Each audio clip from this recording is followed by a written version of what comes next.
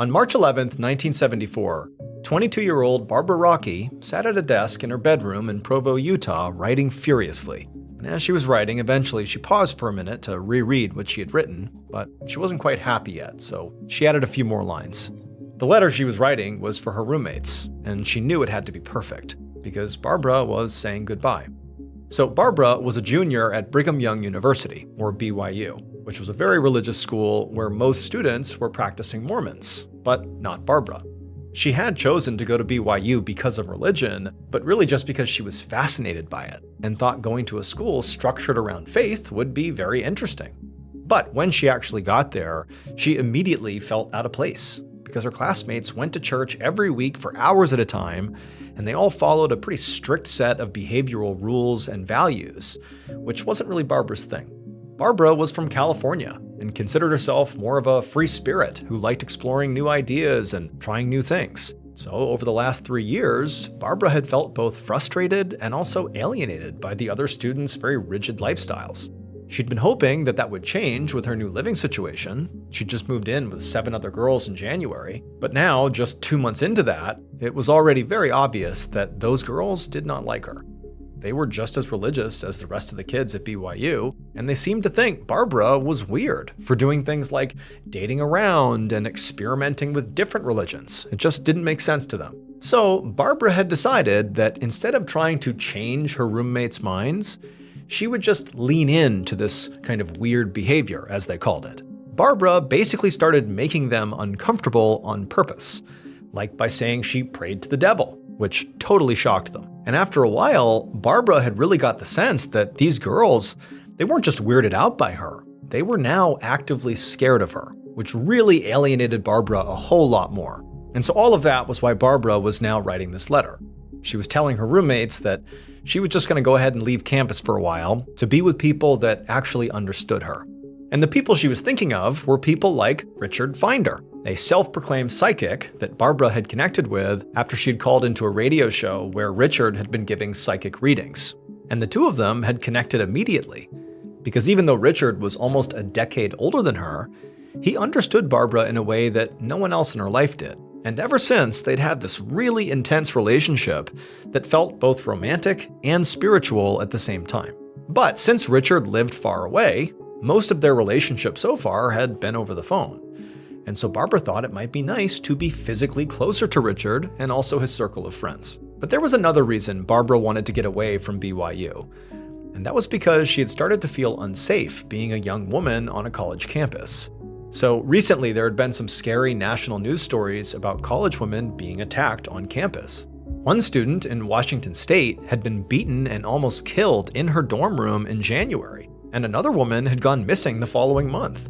And even though these attacks had not literally happened at BYU, it still freaked Barbara out. I mean, especially because these women who had been targeted just looked a lot like her physically, with long dark hair and sort of similar features. And so as a precaution, Barbara had been taking judo classes at school, and even got her best friend, Jerry Hicker, to help her buy a gun. Except Barbara had actually lost her gun recently. She'd not been able to find it for the last few weeks. She'd reported it missing to the campus police, but she really had no idea where it went. But for now, Barbara forgot about the gun and just took a deep breath and finished up her goodbye letter. Then she glanced over at the clock and saw it was almost 10 a.m., and so she had to get to class. So she grabbed the letter and put it inside of her purse, where she also was holding a turquoise necklace, which she planned to sell that day. It was the single most valuable thing that she owned, and she was going to pawn it to get some seed money to leave town. She'd figure out her actual destination based on how much she got for it. As Barbara threw her bag over her shoulder and got ready to leave, she heard a car pull into the driveway outside, which was a relief because she'd actually let her best friend Jerry borrow her car to go skiing the other day, and she had been hoping he would drop it off before she left for class, and so clearly that's what he was doing. And so Barbara hurried out her front door, and sure enough, there was her car, and there was Jerry climbing out and waving her keys, basically being like, "Hey, I'm back." As Jerry handed the car keys back over to Barbara, he asked her if they were still on for hanging out later. But Barbara was busy thinking about getting to class and the logistics of selling her necklace. She had decided that Salt Lake City would have more pawn shops that would pay better, and it was also less than an hour north. And so now that Jerry had dropped her car off, she could drive up there right after class. And so, Barbara just kind of nodded at Jerry and whatever he was saying, and then she took the keys, jumped in her car, and she was off. Over an hour later, Barbara was sitting in her social work class waiting for the teacher to dismiss them. And as she was sitting there, she began to hear some students whispering behind her. And as they did, even though she couldn't quite hear what they were saying, she began to feel her face get red. Because even though she didn't know if they were talking about her, if they were, it certainly would not be the first time. People talked about her a lot. So Barbara just did her best to try to ignore them. And then as soon as the teacher said they could go, she jumped up and shoved her books into her bag. And then she hurried out of the building to where her car was parked. She got in and pulled out of the lot. And as she made her way down the street, she actually felt a wave of excitement. She couldn't wait to sell this necklace and finally get out of this place. About 3 hours later, Barbara's best friend Jerry walked up the sidewalk to Barbara's house. He thought they had plans to meet up that afternoon, but Barbara never showed. And Barbara did not usually just blow off plans without calling, so now he was actually at her house just to make sure she was okay. And now Jerry noticed that her car was not in her driveway. So he just stood there for a minute, wondering if maybe he should go in and ask her roommates where she was. But he ultimately decided against it and just instead headed back to his place. But after beginning the walk back to his place, he passed by an apartment complex down the street from Barbara's place, and he stopped because he could clearly see Barbara's car parked in the lot, which was definitely out of the ordinary because Jerry was sure she did not know anybody who lived there. And so now, really starting to worry about Barbara, Jerry walked up to her car to check it out, and when he looked inside, he saw there was a note. And so he just opened up her car because he found it was unlocked, and he grabbed the note and he began to read it. And as he did, he felt his heart rate start to pick up. An hour later, Jerry ran into the campus police station with Barbara's roommates following right behind him. After finding the note inside of Barbara's car, Jerry had gone back to Barbara's house to show it to her roommates and ask if they had seen her, because now he was worried that this note was some kind of suicide note.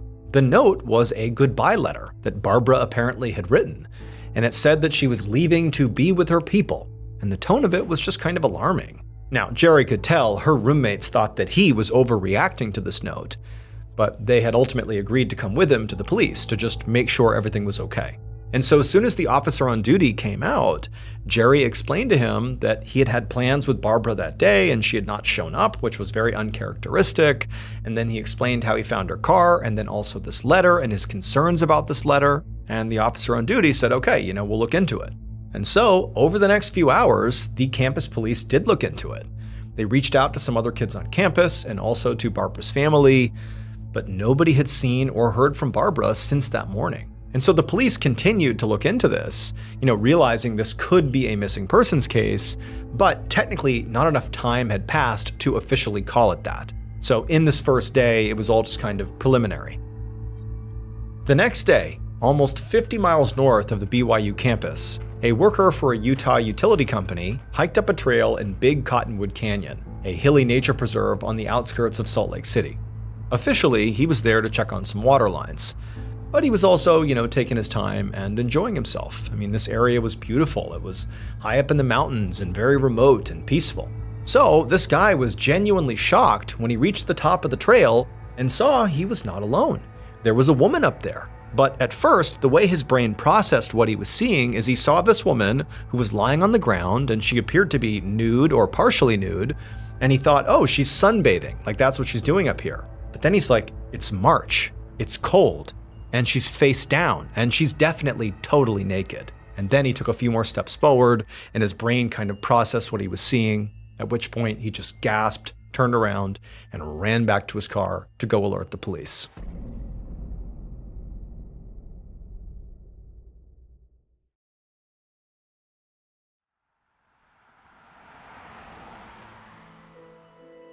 Within the hour, Captain Pete Hayward with the Salt Lake City Sheriff's Office drove his cruiser along a remote access road that led to Big Cottonwood Canyon.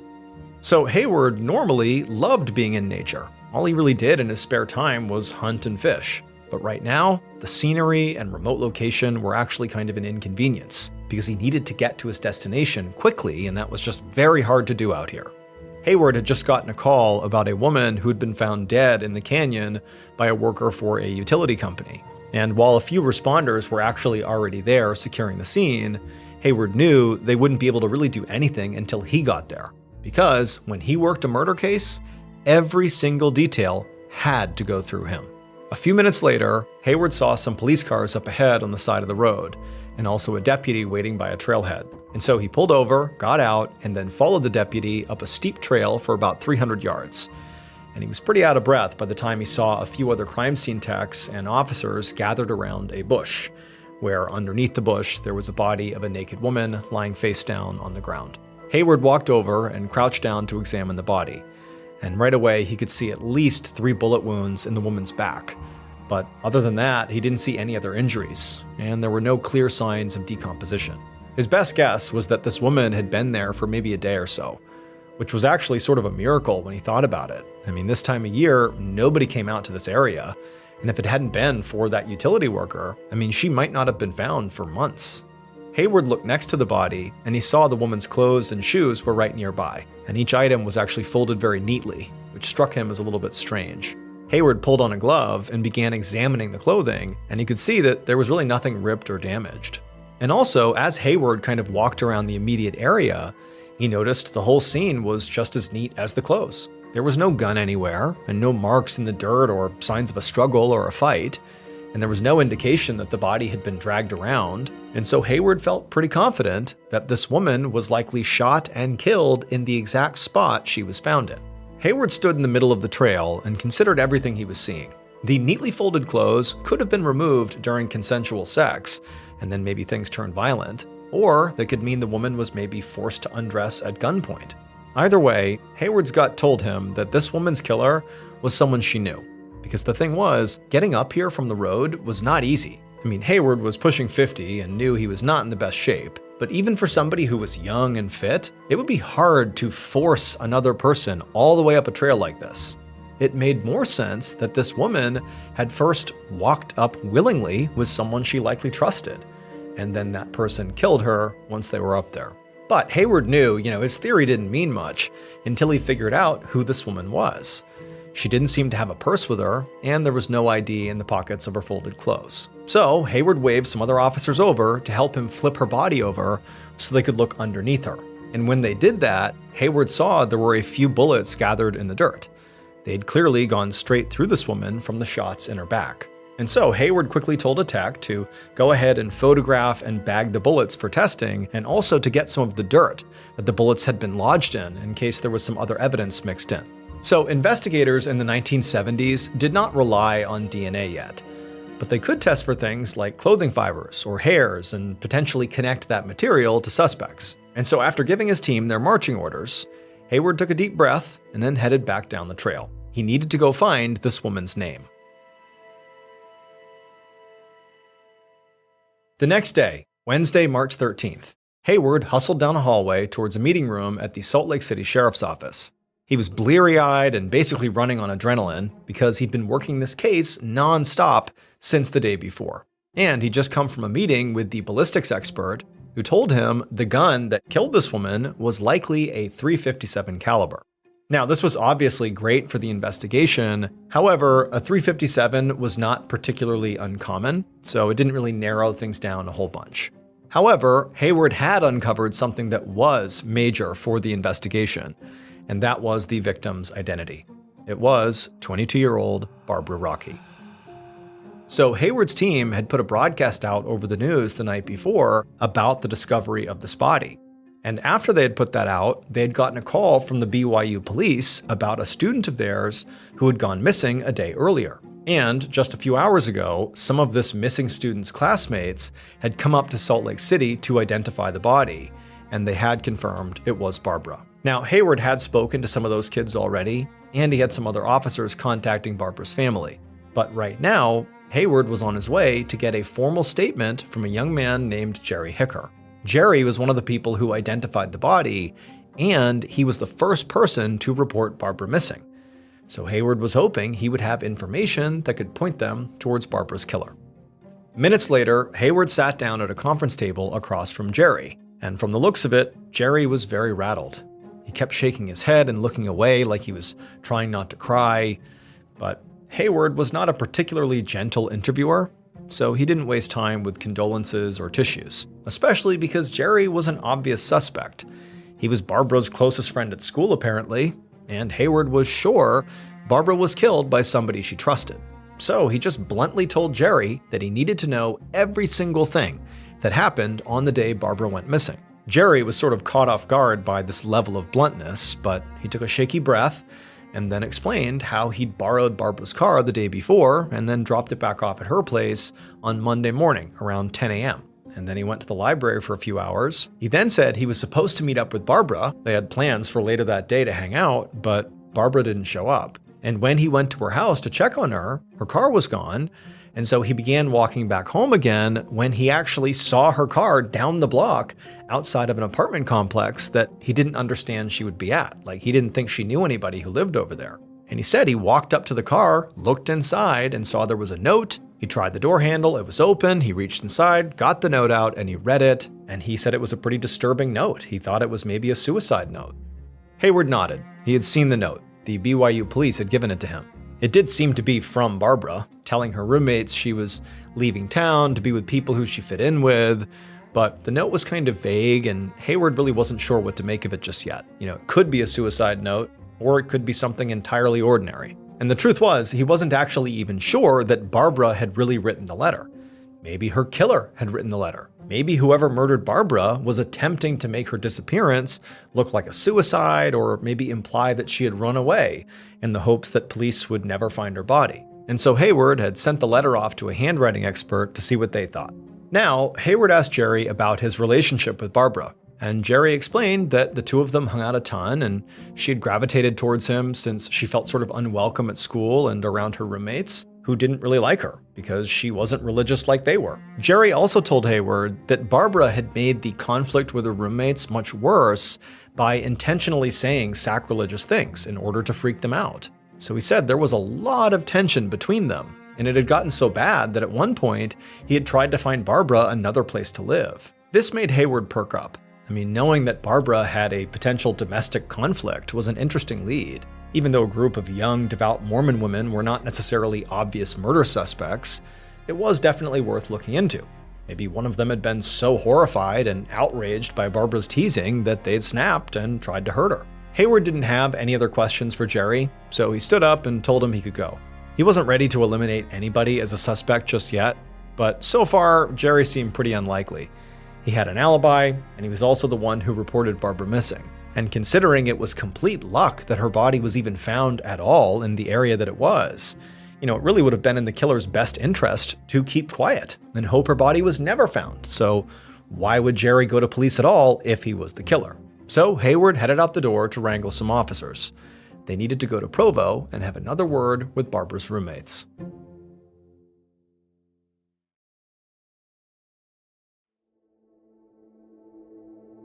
The next afternoon, just 2 days after Barbara was found in the canyon, Hayward pulled up to a pawn shop on the outskirts of Salt Lake City.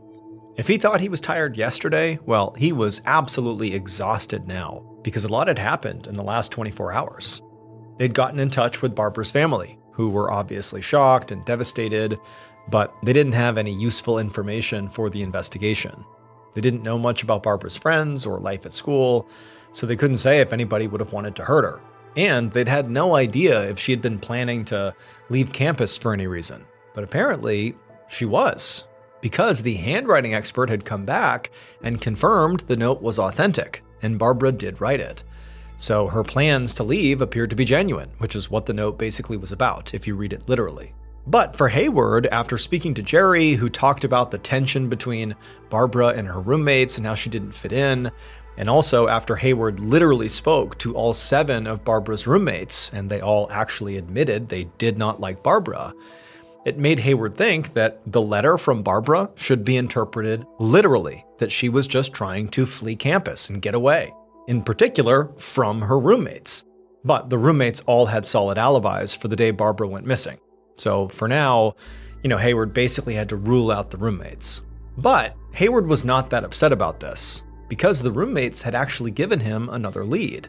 According to one of the roommates, right before Barbara had disappeared, she had mentioned that she planned to pawn a turquoise necklace that she owned in Salt Lake City. So Hayward and some other officers had spent the whole day canvassing pawn shops in that area to see if maybe she had actually gone through with it. Now, so far, Hayward had not found the necklace or, found the pawn shop that maybe Barbara went to, but he was very hopeful, maybe too hopeful in some ways.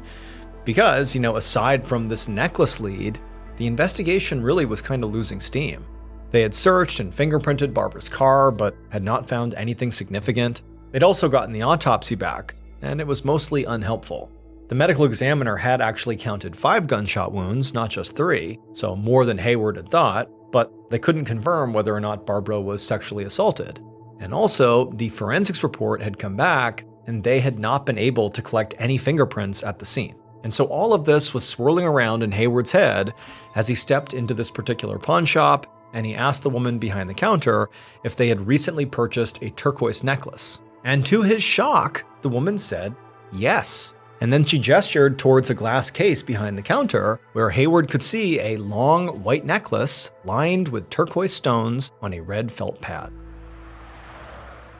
About a half an hour later, Hayward was back behind the wheel of his cruiser, and his heart was pounding and his mind was racing so fast he could barely pay attention to the road, because Hayward finally had a real trail here. The shop clerk's description of the person who had sold that turquoise necklace matched Barbara perfectly.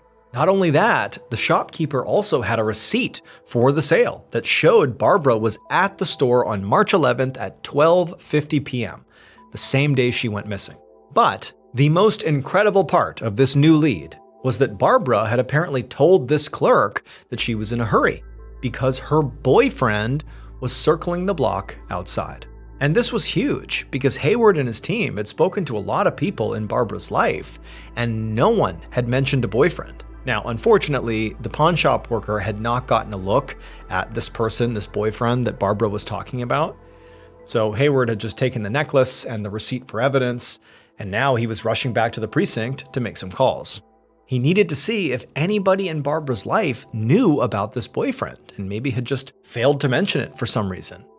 But as soon as Hayward parked and hurried inside the precinct, he was stopped by a deputy, and this deputy seemed as excited and frazzled as Hayward felt. The deputy told Hayward that he wasn't going to believe this, but they had been continuing their background interviews, and some of Barbara's friends said that Barbara had mentioned a boyfriend named Richard. This was great news for Hayward. I mean, he was literally looking for exactly this information. But this actually was not the reason why the deputy was so worked up, just the fact that she had a boyfriend. He explained that Richard was Richard Finder, a supposed psychic from California who just happened to be in town on a ski vacation at the same time Barbara was killed. And the reason they knew that was because Richard had just called the station completely out of the blue and offered to help. A few hours later, Hayward sat down across an interrogation table from 30-year-old Richard Finder. Richard had on glasses and he had a goatee, and he seemed very confident and also quite eager to help. But to Hayward, he just felt like he was putting on an act. He felt certain that Richard had to be Barbara's killer. After all, it actually was not unusual for murderers to actually insert themselves into the murder investigation to sort of, see what's going on and maybe deflect blame away from themselves. And so for Hayward, he felt like that was exactly what Richard was doing, calling in to offer up his supposed psychic services. But also, Hayward had spent the last couple of hours digging into Richard, and he also discovered that he owned a .357 pistol, the same kind of gun that had killed Barbara. And on top of that, he found out the place where Richard was staying was in Salt Lake City, very close to Big Cottonwood Canyon, where Barbara's body was found. It was just too many coincidences, and so Hayward was prepared to get extremely tough with Richard to get a confession. But Hayward got a few of his background questions out of the way first.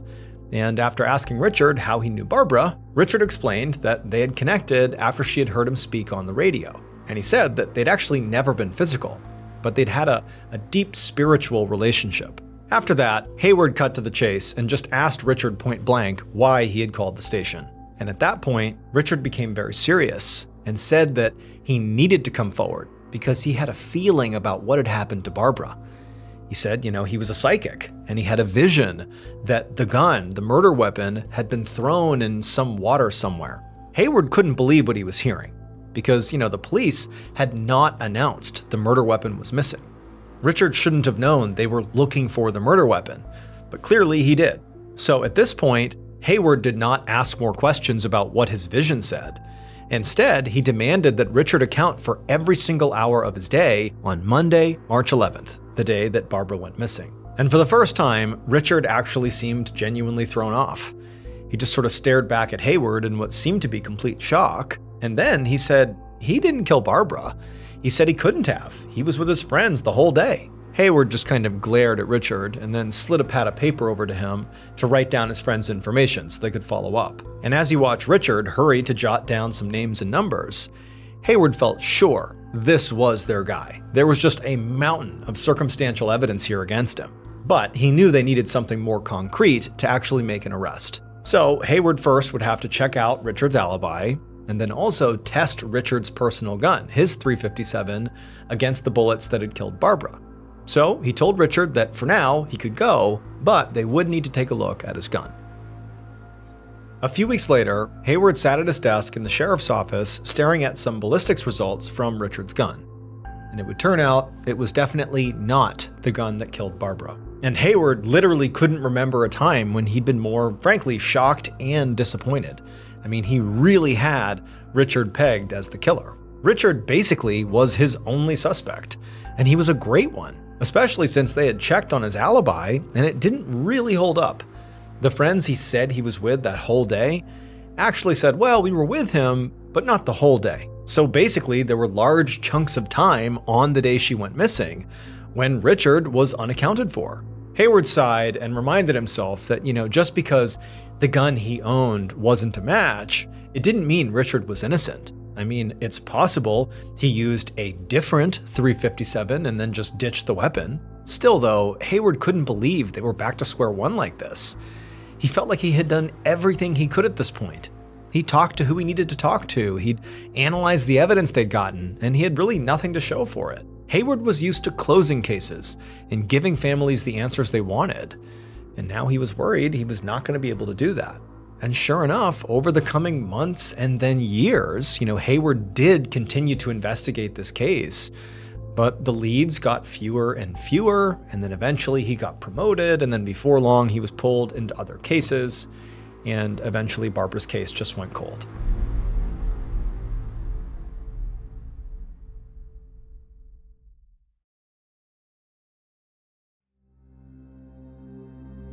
In the fall of 2005, so over 25 years after Barbara's murder, Detective Todd Park sat on the floor by his desk in the Salt Lake City Sheriff's Department. Around him on the floor, it was covered with crime scene photos and interviews and evidence logs from the 1974 investigation of Barbara Rocky's murder. Park was a brand new homicide detective, and he had taken on this case after getting a call from one of Barbara's sisters, begging the sheriff's office to reopen it. And Park wasn't sure if it was maybe just new guy enthusiasm, but he was already pretty obsessed with trying to solve it. He really wanted to find some answers for the Rocky family, since they'd been wondering what happened to Barbara for now over 2 decades. And Park actually felt pretty optimistic about it, because even though during the original investigation, they hadn't relied on DNA testing, they couldn't really even do DNA testing. Despite that, the investigators at the time had done a rape kit and saved all the evidence from the scene, like Barbara's clothes and even the dirt that was underneath her body, which meant that with the current advancements in DNA technology, there was a good chance they could actually solve this thing. Park had already sent a few items over for testing, but while he waited for the results, he was going over the details of the case to get a sense of how it was investigated back in 1974. And he found it was a pretty unusual case. The murder had initially been investigated as a personally motivated crime. But while the case was cold, police had also begun to consider the idea that maybe Barbara had been murdered by the notorious serial killer, Ted Bundy, that this was not personal, that she was just one of many victims. Ted Bundy had been arrested less than an hour away from where Barbara lived in Salt Lake City in 1975, just 1 year after her murder. And he had been killing college women all over the West Coast, including several in Utah, the same year Barbara was killed. But investigators in the late 1970s had ruled Ted Bundy out after determining he'd been committing a different murder in Washington state at the same time Barbara was killed, so he could not have been her killer. But it was still possible that Barbara had been killed by a different serial killer in the area. 1974 is notoriously known as the Year of Fear because there were so many killers operating in the United States at that time. But as Park read through the notes, he found himself agreeing with the original investigators' first instincts, that Barbara's murder must have been personal. Also, just the amount of times Barbara was shot seemed emotionally charged. And so Park believed Barbara's boyfriend, Richard Finder, had to be the killer. I mean, after all, Richard had been in the area at the time of the murder. He basically had no alibi. And, he brought up the fact that there was a missing murder weapon when the public didn't even know that. So he knows things about the crime scene that he shouldn't know.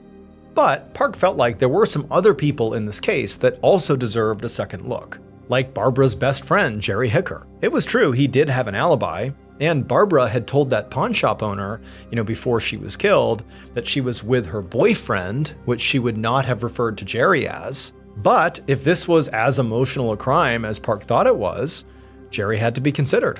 After all, he was Barbara's closest friend at school, and maybe he heard she was leaving town and got mad at her. And then Barbara's roommates, they all seemed to have solid alibis, but maybe one of them had gotten somebody else to kill Barbara. Park knew the original investigators hadn't found any evidence of that, but they also hadn't seemed to spend much time on the roommates one way or another. They just kind of quickly ruled them out.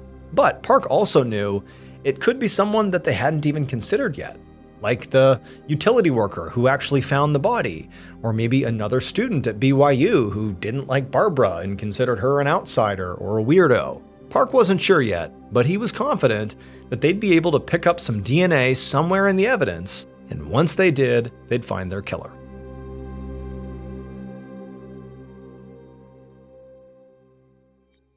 Two years later, on an afternoon in October of 2007, Park paced around his office and periodically stopped to look at the phone on his desk. He was waiting for a call from the lab, and with each passing moment, he got more and more anxious. So at this point in Park's re-investigation of Barbara's murder, the DNA testing had basically gotten them nowhere. Over the last 2 years, the medical lab had gone over almost every single item from Barbara's case, like her rape kit swabs and her clothes. But they hadn't been able to get any DNA from anything. It either wasn't there, or was just too old and not preserved well enough. And so the only thing left to test was the dirt that the original investigators collected from underneath Barbara's body. Park actually had not originally sent in the dirt because he didn't think it would have any DNA inside of it. But it was now the only piece of evidence that he had left. So Park knew that when the lab called this time, he'd either be on his way to finding the killer's name, or his case would basically be over. But then Park's phone finally rang. He immediately picked it up, and his mouth went dry when he heard it was the lab on the other end. And before Park could even ask them, they told him they had a profile. They'd been able to find traces of DNA in that dirt sample taken from under Barbara's body. And when Park finally got his hands on that DNA profile and he ran it through their criminal database, he got a name.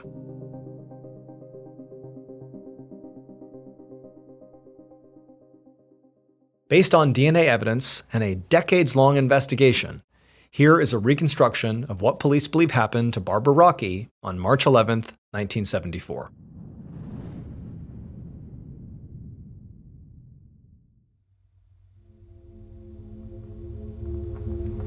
Just before noon, the killer watched Barbara pull up to the sidewalk in her car. The killer immediately walked over and jumped inside and smiled at Barbara, and she smiled right back. And together, they drove to the pawn shop in Salt Lake City that Barbara wanted to go to. When they got there, Barbara hopped out of the car and went inside. And once she was inside, the killer moved over to the driver's seat, and so they basically were going to drive the car from that point forward. And as the killer sat in the driver's seat waiting for Barbara, their heart was racing. They couldn't wait for her to get back outside and get in the car because the killer was in love with her, and they had decided that today they were finally going to make their relationship physical. So when Barbara came outside and hopped in the passenger seat of the car after selling her necklace, the killer very excitedly turned to her and said, "Hey, there's some trails nearby. Why don't we go for a hike?" Barbara clearly hesitated, like she didn't really want to do this.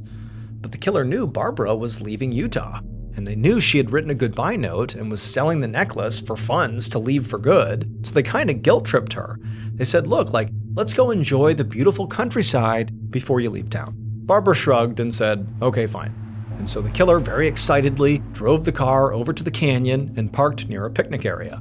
Then the two of them got out, and as they began walking towards the trail, the killer reached down and touched the outside of their pocket, just to make sure the gun that they had stolen from Barbara was still there. Now, they didn't know if they were going to use the gun or not, but they just wanted to make sure it was there and ready. And so for a while, the killer and Barbara just hiked along this trail, just chatting and making their way up and enjoying the scenery. But at some point, the killer they couldn't wait any longer. They had to make their move. And so they stopped Barbara, and the killer, after making sure nobody else was around, they moved forward and kind of made their move. They touched Barbara in a way that was very clearly meant to be romantic. But immediately Barbara kind of recoiled and jumped back and told the killer that she didn't want that, which immediately made the killer incredibly angry. And so the killer stepped towards her again and could see Barbara had this alarmed look on her face, which made them even more angry. So they pulled out Barbara's gun and they aimed it at her and then told her to take off her clothes. And Barbara, she was horrified, but she did as she was told, but she intentionally was taking her time. As she took off a piece of clothing, she would painstakingly fold it very neatly, all the while begging the killer not to do this. And then after taking off all of her clothes and stacking them next to her, she continued to plead with the killer. But the killer was so humiliated and so angry that they decided enough was enough. And they shot Barbara right in the chest. And she crumpled to the ground, and they fired wildly several more times until Barbara went still. And then once Barbara was either dead or dying on the ground, the killer just panicked and turned and ran back down the trail, back to Barbara's car. They hopped in and they drove back to Provo and the BYU campus. But on the way there, they stopped and ditched Barbara's purse and the gun. And then when they actually got to Provo, the reason they parked Barbara's car down the road near that other apartment complex was so that when the killer got out of the car, Barbara's 7 roommates would not see them doing so. Then they fled, leaving Barbara's note in the car. Barbara's note was not a suicide note. It was a literal goodbye note that she had written for her roommates. But the killer figured it sort of seemed like a suicide note, so if they left it here, when they came back to find the car and find the note inside of it, they could tell the police that this seems like maybe Barbara has killed herself. It would send the police in a direction that would hopefully not lead back to the killer. It would turn out Barbara's killer was her best friend, Jerry Hicker. The original investigators didn't suspect Jerry at first, mainly because of his cooperation, and since he was the one who also first reported her missing. But they did begin to get suspicious of him when he eventually revealed his violent streak. The year after he killed Barbara, he was connected to a few different rape cases on campus. But they didn't have enough evidence to make an arrest until decades later, when the lab finally found DNA in the soil from the 1974 crime scene. They were able to match that profile to Jerry's DNA, which they had on file from his involvement in another unrelated crime. And so ultimately, Jerry killed Barbara with her own gun, which he had helped her buy so she could protect herself from killers just like him. By the time Jerry was arrested in 2007, he was dying of cancer. He confessed to Barbara's murder for a reduced sentence and served 5 years before he was released. He died in 2014.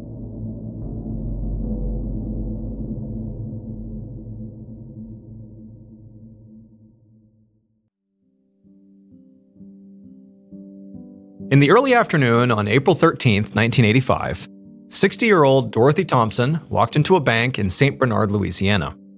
Her hip was really bothering her, so she was moving slowly, but at the same time, she was also trying extra hard not to limp or seem unsteady. She knew the people in her small town liked to gossip about her, and so she didn't want to give them anything new to talk about. But, as expected, despite her best efforts to conceal her slower, sort of limpy movement, when she got into the lobby, the handful of tellers and customers that were inside looked towards her, took stock of her, and began whispering. So the little town of St. Bernard was about 5 miles outside of New Orleans, and it was the kind of place where people were generally pretty friendly and everyone seemed to know everyone. But this smallness made it pretty easy for rumors to spread. And most of those rumors in this town seemed to be about Dorothy. Dorothy did have to admit, though, that she had given people a lot to talk about. Dorothy, who had lived in this town for 39 years, was the owner of the town's pet cemetery. Now, this pet cemetery was actually a true business. Dorothy made her income from pet owners, buying plots of land in the cemetery. But that wasn't really the thing that made, Dorothy stand out as the centerpiece of gossip. It was the fact that she not only owned this pet cemetery, but she lived on the cemetery by herself. And considering the fact that the cemetery also had a rumor of being haunted, it just seemed like, how could anybody do that? How could she live there full time? And these ghost stories, surrounding this pet cemetery were not just, to do with animals that had been buried there, but they were about people. Because people had died on this property, including both of Dorothy's husbands. The first husband was a very heavy drinker who regularly abused Dorothy. And it got so bad at a certain point that she eventually just shot him in self-defense and killed him. So that's how he died. And then her second husband had died from suicide. And Dorothy was the one who actually found his body on the porch. And so these deaths had led to more stories about Dorothy and how she was some kind of husband killer. But what people didn't see was how much all this death really weighed on her. And when her mother died about 6 years ago, it had almost broken Dorothy completely. Dorothy and her mother were incredibly close, and after she died, Dorothy got so depressed that she had to be admitted to the hospital for quite a while. She was doing better now, but some days were still really hard. And so now, at the bank, Dorothy ignored the look she got as she approached the teller. She needed to get cash out to pay her handyman, Kenny Pommier, who had done some work at the cemetery that morning. And because Dorothy didn't actually drive, Kenny was also her chauffeur for the day. And he was outside right now, waiting to take her on a few more errands. So Dorothy told the teller how much money she needed, and then after they counted it out and handed it to her, Dorothy took the cash, turned around, and headed back outside. A couple hours later, around 4 p.m., Dorothy sat in the passenger seat of Kenny's car as he drove down a highway. They had just wrapped up at the grocery store, and now he was taking her back home. As they drove, the two made some small talk, mostly about the weather and also the work that Kenny had done that morning on the grounds. But the truth was, Dorothy didn't really know Kenny at all. I mean, she had just hired him the day before. But he seemed nice enough, and she was hoping he would stick around for a while. After all, she had had a pretty high turnover rate amongst her handymen over the last year, and so she was hoping now for some consistency.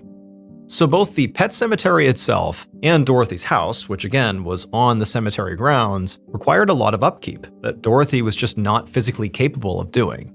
Besides her bad hip, she also took medication for her depression that made her weak and sometimes very disoriented. Now, sometimes Dorothy would ask her neighbors for help, but generally speaking, she preferred to just hire people to do the work because, people needed steady work, she could give that to them, and she appreciated the help. However, the problem with hiring these handymen was that unfortunately, a few of her, former handymen had turned out to be criminals. Last fall, her handyman at the time, this guy named Elkin Childress, had lived with her and worked on the grounds, but Elkin was always just sort of wandering around and exploring the property instead of taking care of it. Then she had found out he'd been arrested for robbery, so she guessed that what he was really doing when he was walking around was casing the place, looking for ways to break in or to steal something. Luckily for her, he actually quit before she had to fire him. And the guy before Elkin was even worse. His name was Brandon Nodier. Brandon was a total loudmouth who had started working for Dorothy right after her mother had died. He and his wife Bonnie had moved in with Dorothy, so Brandon could keep up with the repairs while Bonnie drove Dorothy around. But just like Elkin, the issue she ran into with the Nodiers was theft. The previous spring, Dorothy had had this really intense depressive episode and was taking a lot of medication for it. And while she was all, medicated and groggy, the Nodiers convinced her to sell them her land for basically nothing. But when Dorothy realized what had happened, she made the Nodiers move out and then got a lawyer to overturn the deal that she had signed. And so since last year, Dorothy, along with the Nodiers, had been in this horrible legal fight over this land. And she knew, the Nodiers, Brandon and Bonnie, were furious at her. And on top of that, Brandon, who was this huge loudmouth, just would not stop talking about this dispute. Not only was he talking about it in public, but he also kept contacting Dorothy to sort of talk her into dropping the suit altogether. But Dorothy was not about to drop this issue. This cemetery and the land had belonged to her mother, and now it was hers, like it mattered to her. She's not just gonna give it up. And so now, sitting in the passenger seat of the car, Dorothy watched as Kenny turned off the highway and eventually pulled into her driveway, which was quite long and wound through some thick woods, because remember, she lives on the cemetery. It's sort of secluded from society. And as the pair drove along this driveway and got closer and closer to her home, eventually she could finally see some of the tombstones up ahead. This cemetery was enormous, and basically any kind of animal you could imagine was buried here. Some of the graves were just engraved stone slabs, but others were pretty extravagant, including one human-sized Buddhist statue of somebody's pet cat. Kenny finally pulled up in front of the house and got out to help Dorothy carry in the groceries. And when he was done, Dorothy handed over the cash that she owed him and said she would call him when she had more work. Then she watched as Kenny got back in his car and drove off back down the driveway.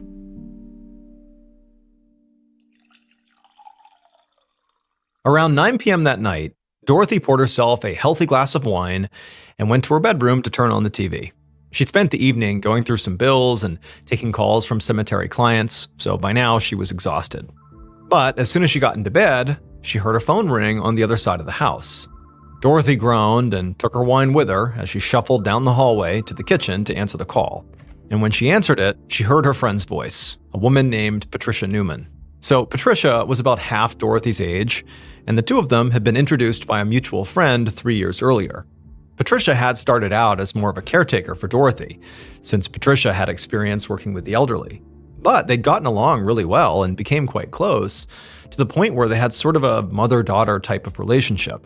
And since Patricia only lived about 10 minutes away, Dorothy did depend on her pretty much daily for things like supervising her medication and driving her to appointments. In many ways, Patricia was like the one person outside of the hired help that she did spend a lot of time with. And so that's actually why Patricia was calling now. She wanted to know if Dorothy still needed a ride to the pharmacy the following day. And Dorothy said that she did and said thank you. And then the two talked for a bit longer before ultimately saying goodnight. After that, Dorothy hung up the phone and then poured herself a bit more wine. And then she just kind of stood in the kitchen for a bit, listening to the crickets outside. And then, when she was about to finally leave and go back to bed, she heard something.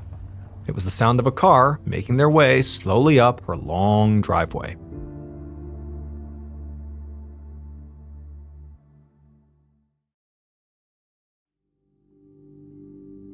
The following morning, a little after 1 p.m., the friend, Patricia Newman, pulled up outside of Dorothy's house and threw her car into park.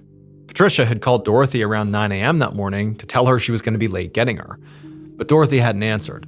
Patricia had tried calling a few more times, but Dorothy never answered, which ultimately made Patricia pretty nervous. Dorothy was a heavy drinker in her 60s and was on a lot of medication. So deep down, Patricia knew it was possible Dorothy wasn't answering because she had had some kind of accident or medical emergency. So she was at Dorothy's now, not so much to take her on her errands for the day, but just to make sure she was okay. Patricia got out of her car and hurried up to Dorothy's front door. But when she knocked, there was no answer. And after looking in a few windows, she didn't see Dorothy or any kind of movement inside. It just seemed very quiet and still. Patricia went back to the front door and tried it, but she found it was locked. So she just kept on knocking for a while. And after a few more minutes of Dorothy not answering and not hearing or seeing any sign of life in there, Patricia felt worried enough that she left the front door and went to go call the police. Not long after that, Patricia was back at Dorothy's house, this time watching anxiously as two police officers forced Dorothy's back door open. The officers had gotten there just a few minutes ago, and Patricia had explained to them how Dorothy, could be inside and very likely was hurt or something was wrong here. And so the officers kind of fanned out and began searching around the house looking for a way in, and they found the back door was not locked, it was just jammed. So now they were in the process of getting it unjammed. And so finally, after a few swift kicks to this door, It finally gave way and it swung open, and the two officers, along with Patricia, went inside. Patricia immediately began yelling out Dorothy's name and going room to room looking for her, and what she quickly realized is she could hear the sound of a television that was on, and it was coming from Dorothy's bedroom. But when she went to the bedroom and looked inside, Dorothy wasn't in there. In fact, after searching the whole house, there was no sign of Dorothy anywhere. And there wasn't any sign of any kind of problem in the house, like there was no disturbance anywhere, no struggle, no accident where somebody fell over. It was just like Dorothy was gone, and that was it. Now, for the two officers, they didn't really know what to make of this, because to them, it didn't appear like anything horrible had happened. There was no active emergency here. It's just that, this person has left their TV on and they're not here when they should be. And that was concerning, but not enough to warrant a big reaction from authorities. But Patricia, she knew, based on what she was seeing, that this was so uncharacteristic of Dorothy that something definitely had gone wrong here. But even though Patricia really adamantly communicated that concern to the two officers, they just told her that, let's wait, give it a few days, and give Dorothy another couple of calls, and if she doesn't show up in the next few days, come talk to us. And so after the police left, despite Patricia having this sense that something's off here, she did what she was told. She went home, she continued trying Dorothy, but never got an answer. She called around town to see if anybody had seen her or heard from her, but no, nobody knew where she was. And so finally, after 4 days, Patricia put in another call to the St. Bernard Sheriff's Office. And this time, she absolutely begged them to do something, because Dorothy Thompson was still missing, and now Patricia was 100% certain that something bad had to have happened to her.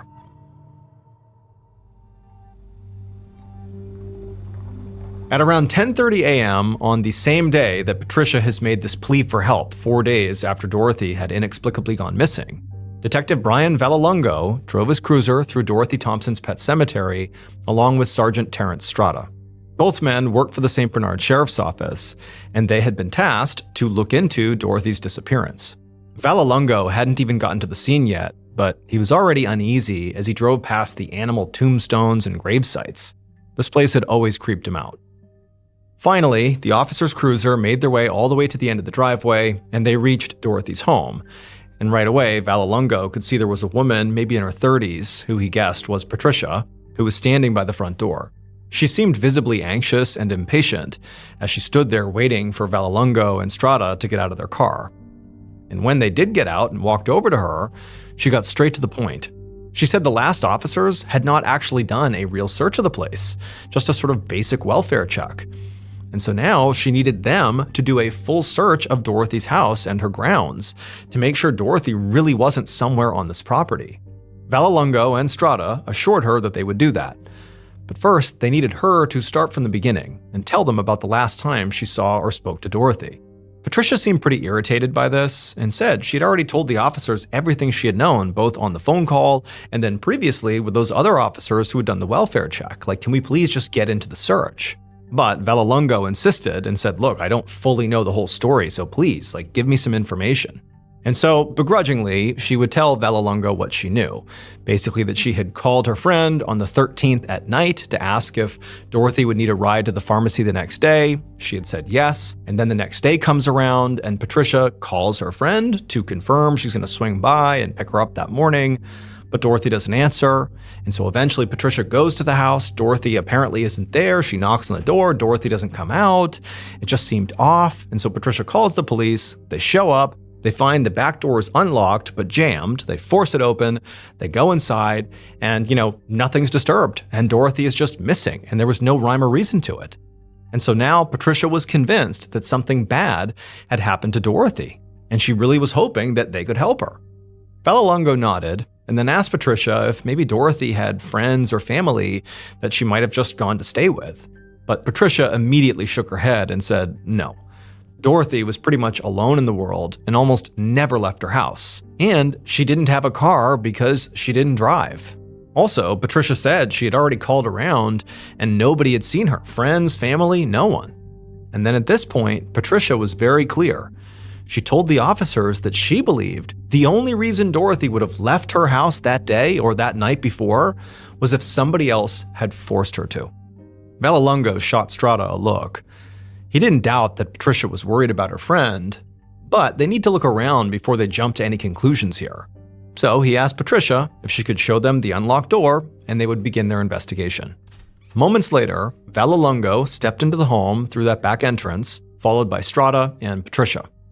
As he walked around the house, he saw that, like Patricia had said, it was very neat and tidy. There really was no sign of anything that had gone wrong inside the house. No sign of a struggle or a fall of some kind.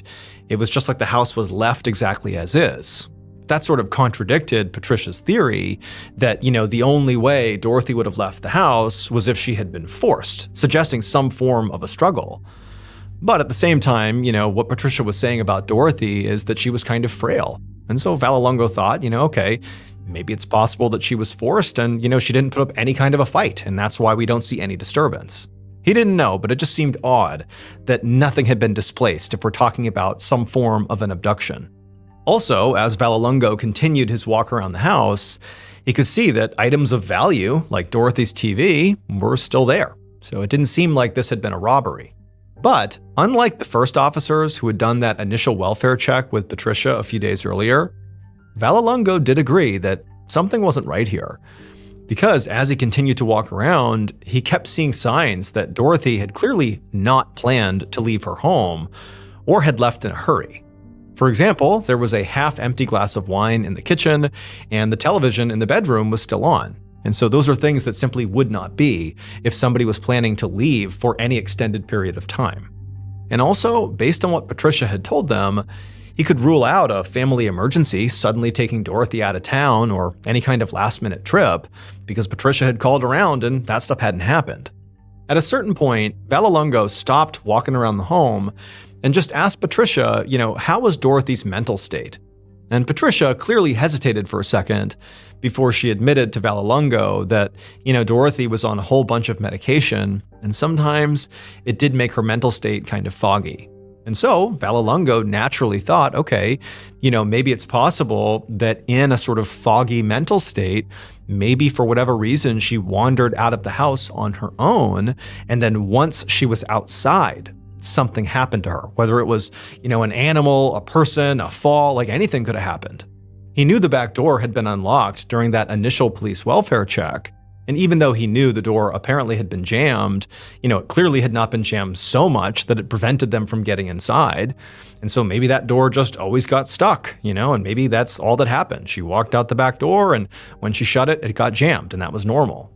And so Vallelonga turned to his partner and sort of explained to him his theory around Dorothy maybe wandering out on her own, and then something else happened once she was outside, and said, hey, she's clearly not here. Let's go out there and search the grounds and see if we can find her.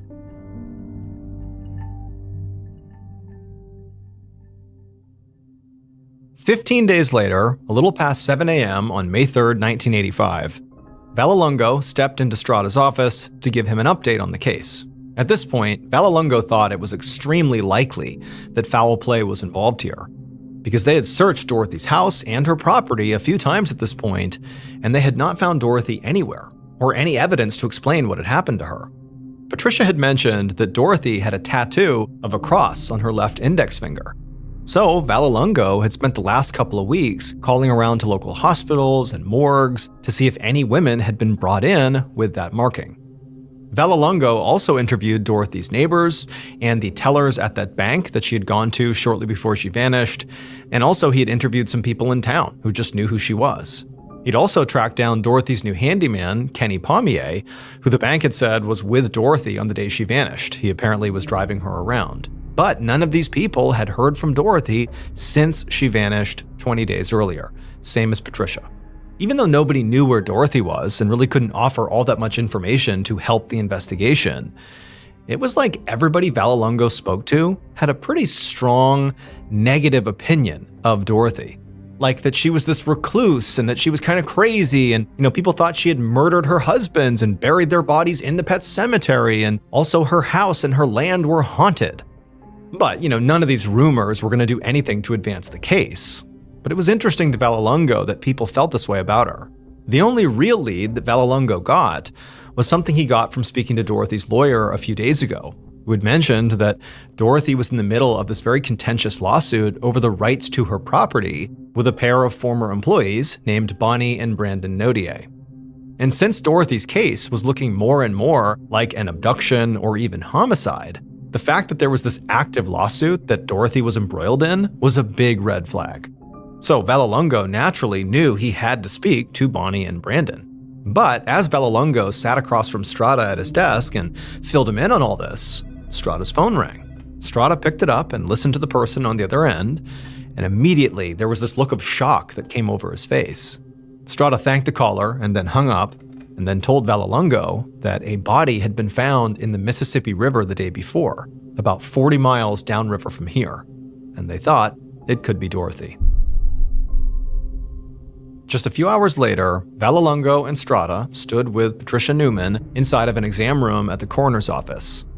In front of them was a long metal table, and lying on this table was the body of the woman who had been found inside the river.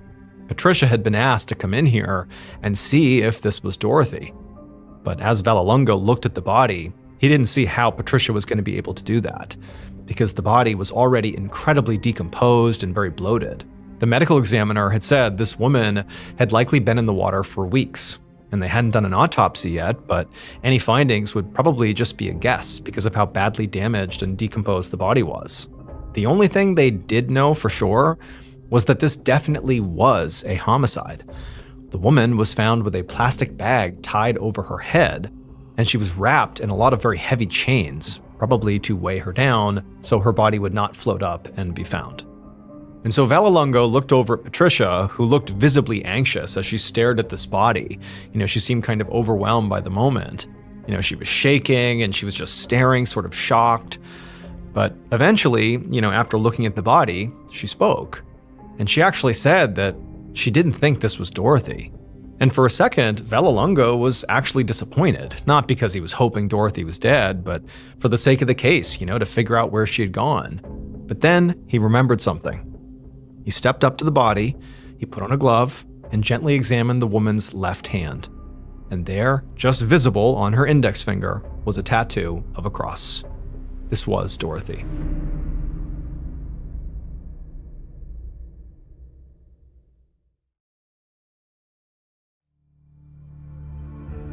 Four days later, on May 7th, Vallelongo got to his office and sat down at his desk to start the day. And he had a lot to do, because he was now in the middle of a homicide case. The medical examiner who had done the autopsy on Dorothy didn't find any water in her lungs. So as a result, they had decided the cause of death was most likely asphyxia from strangulation or suffocation, not drowning. Now, Vallelongo had known all along that it was possible somebody had abducted Dorothy from her home and killed her. But now that it was official, he was sort of reviewing the case notes from the beginning to see if anything had been overlooked, while this was still basically considered a missing persons case. And he started with the place Dorothy was last known to be, her house. Dorothy's home was incredibly neat and undisturbed, so it was possible Dorothy was lured from her home and killed somewhere else. But Vallelongo knew from talking to her neighbors and Patricia that Dorothy was, naturally pretty reclusive and did not leave her house easily. So it sort of made the most sense to him that Dorothy must have actually been killed in her home, and the reason the crime scene was so pristine was that Dorothy was overpowered really quickly. Now, originally, Vallelongo had considered Dorothy's current handyman, Kenny Pommier, to be a suspect, since he was the last one to see her alive, because he was the one who dropped her off at her home at 4 p.m., around the time she went missing. But Vallelongo had revisited Kenny and found that he had an alibi.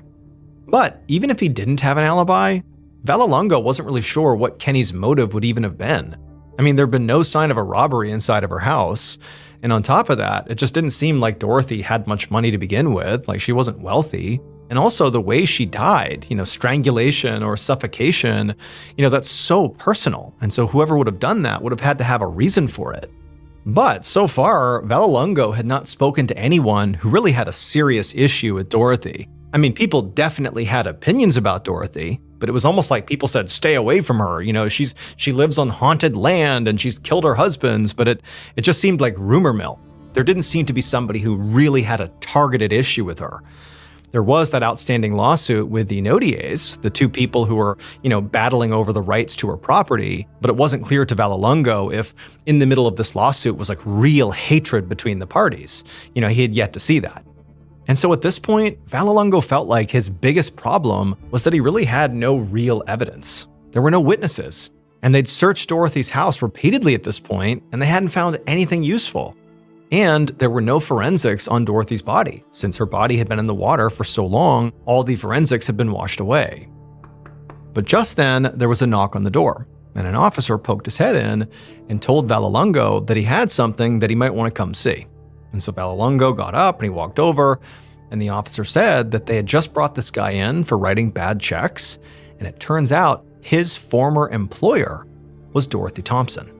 Vallelongo was immediately interested and asked for more information. And the officer told him that this man's name was Elkin Childress, and he had been the live-in caretaker for Dorothy for 2 months last fall. And Elkin had told the officers who had arrested him that the reason he had wanted to work there at the pet cemetery for Dorothy was to find the treasure. Apparently, along with all the other rumors about Dorothy, there was another rumor that hundreds of thousands of dollars were, buried somewhere on Dorothy's property. And Elkin had become obsessed with finding it, but he said he never did. When Vallelongo heard this, he felt his pulse pick up. He'd never heard this treasure rumor, but it wasn't any crazier than any of the other rumors he had heard about Dorothy. And if Elkin was that serious about finding, said treasure, maybe he'd gone to Dorothy and tried to force her to tell him where it was. But before he could say or do anything, the officer told Vallelongo not to get too excited, because Elkin had an alibi for the night Dorothy went missing, and it checked out. However, the officer said that Elkin had mentioned something else that could help with the investigation. According to Elkin, there was somebody in Dorothy's life who befriended her for the sole purpose of trying to inherit everything she owned. And that person was Patricia Newman. And as soon as the officer said that, Vallelongo's gears in his head began to turn, and he thought, why didn't I see this before? After all, it was Patricia who called the authorities. She's also the one who aggressively pushed this investigation in the early days, which, Vallelongo had assumed was just because she was worried about her friend. But now he was starting to wonder if maybe she was trying to make herself look innocent. It's not unusual for killers to try and insert themselves into investigations to seem cooperative or to cast suspicion on other people. Patricia had also entered Dorothy's house multiple times before Dorothy's body was found, which certainly gave her an opportunity to interact with the scene and potentially hide evidence. And so Vallelongo turned and ran to go find Strada. They needed to speak to Patricia immediately, and this time it would be as a suspect.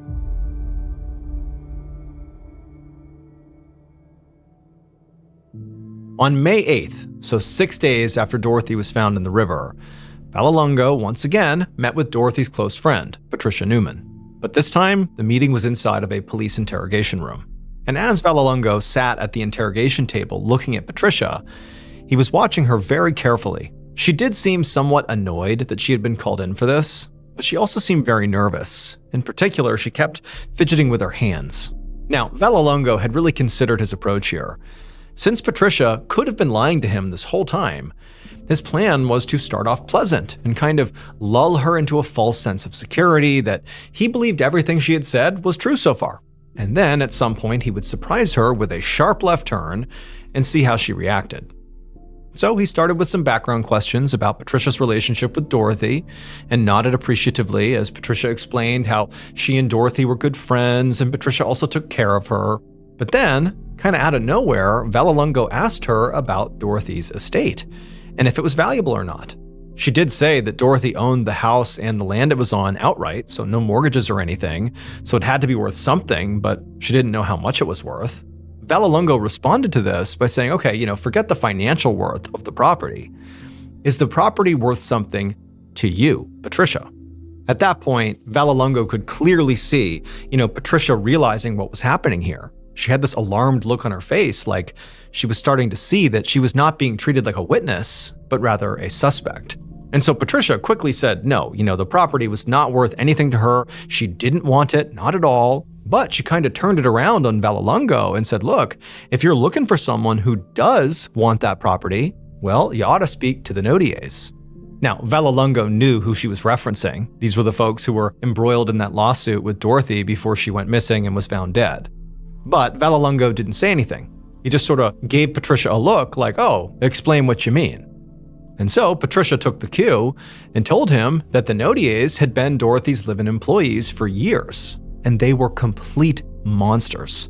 She said that Brandon had been verbally abusive towards Dorothy while he worked for her, and also he was one of the main people spreading all these rumors about Dorothy in town, about how he thought she killed her husbands and how her land was haunted and she was crazy. But she said that wasn't even the worst of it. She said Brandon was also a thief. She said the year before, when Dorothy was on a lot of medication for depression, like more than normal, and she was not of sound mind as a result of it, she said that Brandon and his wife Bonnie had convinced her to sign over her property to them for basically nothing. And that's when it hit Vallelongo.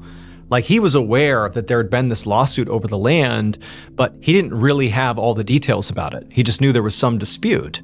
And he also knew that Dorothy's lawyer had mentioned the Notiers days ago, but that was also right before Dorothy's body had turned up and things had been sort of hectic, and so Vallelongo had not followed up with her lawyers yet. And so he didn't really have the context of, how nasty this legal fight really was. Patricia said she had convinced Dorothy to get a lawyer and to fight this, that it was not right they were doing this to her. And Dorothy had done that. She'd gotten a lawyer, and in fact, her and the Notiers' court date had happened just 10 days before Dorothy went missing. As Vallelongo was listening, it was like he couldn't believe it. This was so obvious, and it was right in front of him the whole time. The Notiers would clearly benefit from Dorothy's disappearance, and pretty clearly, there was real beef between the parties. So at this point, Vallelongo kind of shifted tactics and was less interested in looking at Patricia as a suspect, and instead assured her that, he would speak to them. Now, Vallelongo did speak to Patricia for a bit longer. I mean, she was still a suspect. She was very close to Dorothy, who was this older woman with no obvious heirs. And Vallelongo had not seen Dorothy's will yet, but, he wouldn't be that surprised if Patricia was in there. And if she was, that would prove she would have also benefited from Dorothy's demise, just like the Notiers would. But regardless, Vallelongo knew he was well overdue for a conversation with the Notiers. So they were going to be his next call. 3 days later, in the afternoon on May 10th, Vallelongo found himself back in the precinct's interrogation room, but this time it was a bit more crowded. He'd managed to track down 31-year-old Brandon Notier for an interview, and while Brandon had agreed to talk to Vallelongo, he had also insisted on having his lawyer present as well, which immediately signaled to Vallelongo that Brandon likely had something to hide here. Vallelongo had looked into Brandon's background since speaking to Patricia, and he found out that Brandon had a criminal record, which included assault. Vallelongo also spoke to a few people in town about Brandon, and he had been told that Brandon apparently had a very hard time keeping his mouth shut. He apparently consistently seemed to threaten or go off on people whenever he got even marginally upset. He was a hothead and a loudmouth. So, given all this, Vallelongo expected Brandon to be at least somewhat antagonistic or defensive in this interview. But when Vallelongo asked him about this, highly contentious lawsuit with Dorothy, Brandon didn't seem like an angry loudmouth at all. Instead, he just seemed confused. He explained the whole thing really was just a big misunderstanding. Brandon said he and his wife had known Dorothy for 6 years and actually lived with her for part of the time. And from his point of view, he thought, Dorothy viewed them as sort of like family. And that's also why he said he believed she was selling them her land at such a low rate. It was like a family discount. He said it just sort of seemed like she really wanted them to have her property. And it was actually Brandon and his wife that had sort of insisted on paying for it. Brandon said, everything about this transaction had really been fine and above board until Patricia Newman got involved. Brandon seemed very frustrated as he began to explain how he didn't really know what had happened, but Patricia somehow got into Dorothy's head and convinced her that he and his wife Bonnie had somehow taken advantage of Dorothy. And Brandon saying that didn't happen. That's not how this went. Brandon said, as far as he was concerned, it actually seemed like Patricia was the one who was taking advantage of Dorothy. And then he said there were actually all these times when apparently Patricia was staying with Dorothy, and at some point they would get into some kind of fight, and like Patricia would get mad at Dorothy, and Dorothy would flee her own house and run to the Nodier's house, like for protection, for safe haven. They said that was fairly common, like Patricia was this awful person that, Dorothy had to flee from. As Vallelongo heard this, he kind of didn't know what to think. I mean, Brandon could be lying to him, but truthfully, Brandon seemed very convincing. And also, Brandon just didn't really seem smart enough to be a master manipulator here. In fact, if anything, Brandon seemed kind of dense, and it was hard to believe he could engineer this murder without leaving behind any evidence or witnesses, and then also concoct this sort of brilliant story about how Patricia really was the one behind this whole thing. But Brandon's wife, Bonnie, was a suspect too, and it was possible that, she was the ringleader, and Brandon had just sort of followed along. They were divorced now, but if they were wrapped up in this lawsuit with Dorothy together, it was possible they could have, come together and joined forces to take care of the problem, i.e., get rid of Dorothy. All that's to say, Vallelongo was not going to eliminate Brandon as a suspect just yet, but he needed more evidence before he could connect him to the crime. So ultimately, he told Brandon he could leave and that he would be in touch. And then Vallelongo watched as Brandon and his lawyer stood up and filed out of the room. It was sort of funny in a dark way that just a few days ago, Vallelongo couldn't see any reason why anybody would want to kill Dorothy. And now it was like everybody in Dorothy's life, Elkin, Patricia, and now the Nodiers, wanted Dorothy's money and so really would benefit if she went away. And so now he just had to figure out who wanted Dorothy gone the most.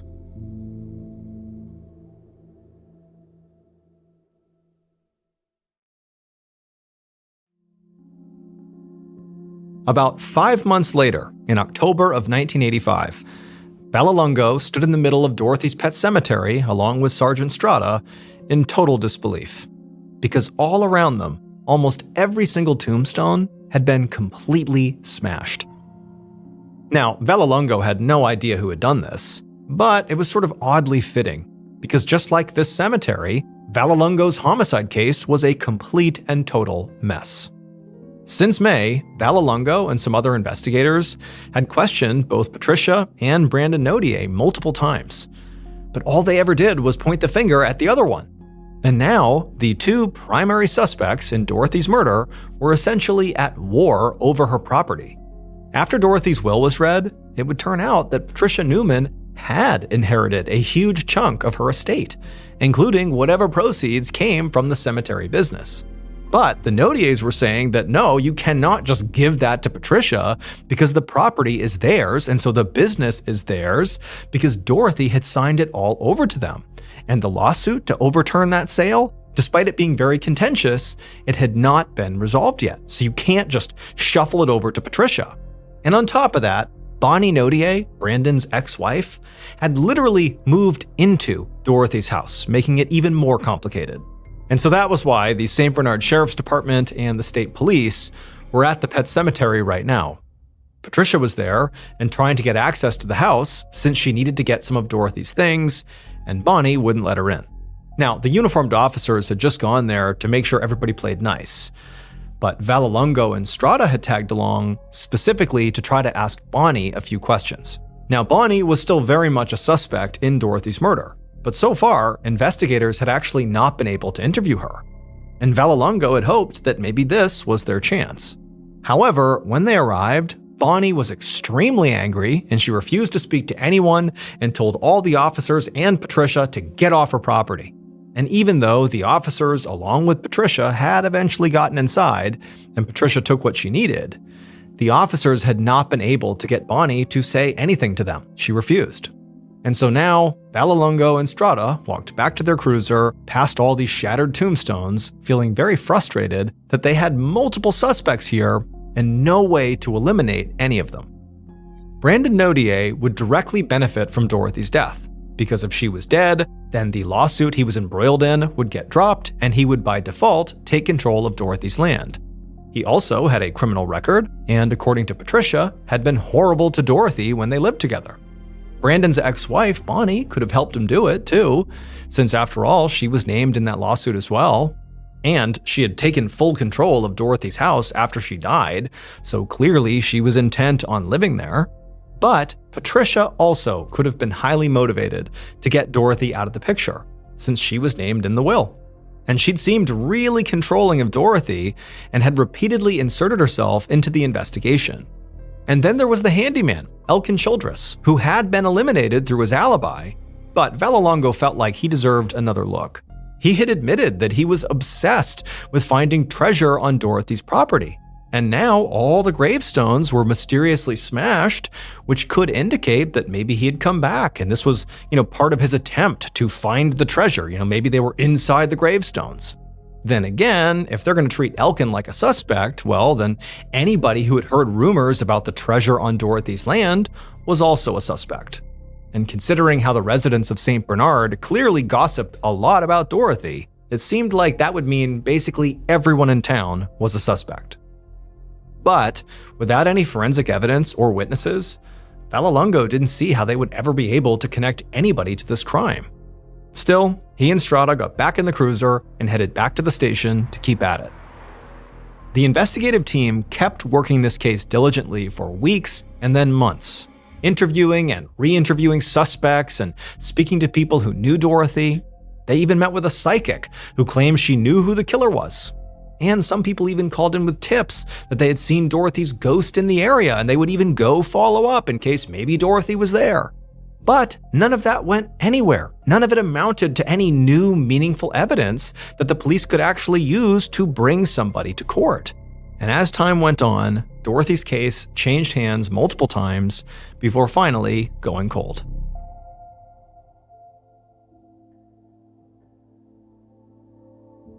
"24 years later, on a Thursday afternoon in late September of 2009, Detective John Duran sat at his desk in the St. Bernard's police precinct doing some paperwork. And he just put his pen down and leaned back in his chair to take a break when another detective poked his head in and told Duran, hey, the caller was on the phone. And Duran knew exactly who he was talking about. A few days ago, an anonymous caller had put in a tip to say he had information about an old cold case from 1985, the murder of the lady who owned that pet cemetery. And Duran had known immediately that the caller was talking about Dorothy Thompson. Duran had actually used to cut the grass at the pet cemetery when he was 15 years old, and so he and his friends knew all about Dorothy. How she was, this eccentric recluse who potentially murdered people and who turned up dead one day. But during the first call, this tipster had gotten spooked and hung up without giving his name. And as soon as Duran picked up the phone to speak to the caller, he immediately said, whoever this is, you're not going to get in any trouble here. We just want your name and your location. I want to come talk to you and just hear what you know. You're not going to get in any trouble. Can you do that? There was a pause, and then the caller reluctantly agreed. Later that day, Duran and another detective sat in the living room of a New Orleans home, right across from a very fidgety-looking older man.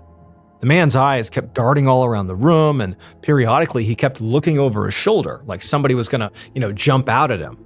And it occurred to Duran as he was watching this guy that he didn't just seem nervous, about the information he was gonna spill to them. He actually seemed pretty genuinely terrified. But finally, the man took a steadying breath and said he knew who killed Dorothy, and he had known for years. Now, the guilt of knowing was haunting him, literally. He told the detectives that he had been seeing Dorothy's ghost, covered in chains, and asking him to come forward. Now, at this, Duran raised his eyebrows skeptically, but didn't say anything. This was a pretty crazy start to the story and pretty hard to believe. But at the same time, it didn't really matter what, prompted this guy to come forward. It mattered what he had to say.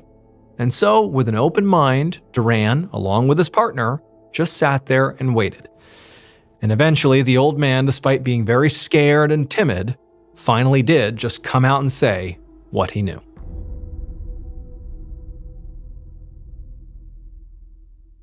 Based on a decades-long investigation and multiple confessions, here is a reconstruction of what police believe happened to Dorothy Thompson on the night of April 13th, 1985.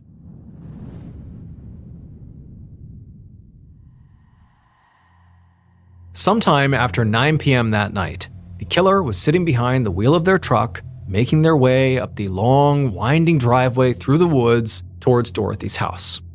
And as they drove along, the killer found themselves sort of looking out the window and taking in the sights, the tombstones, the trees, the house up ahead, the whole property, taking it all in.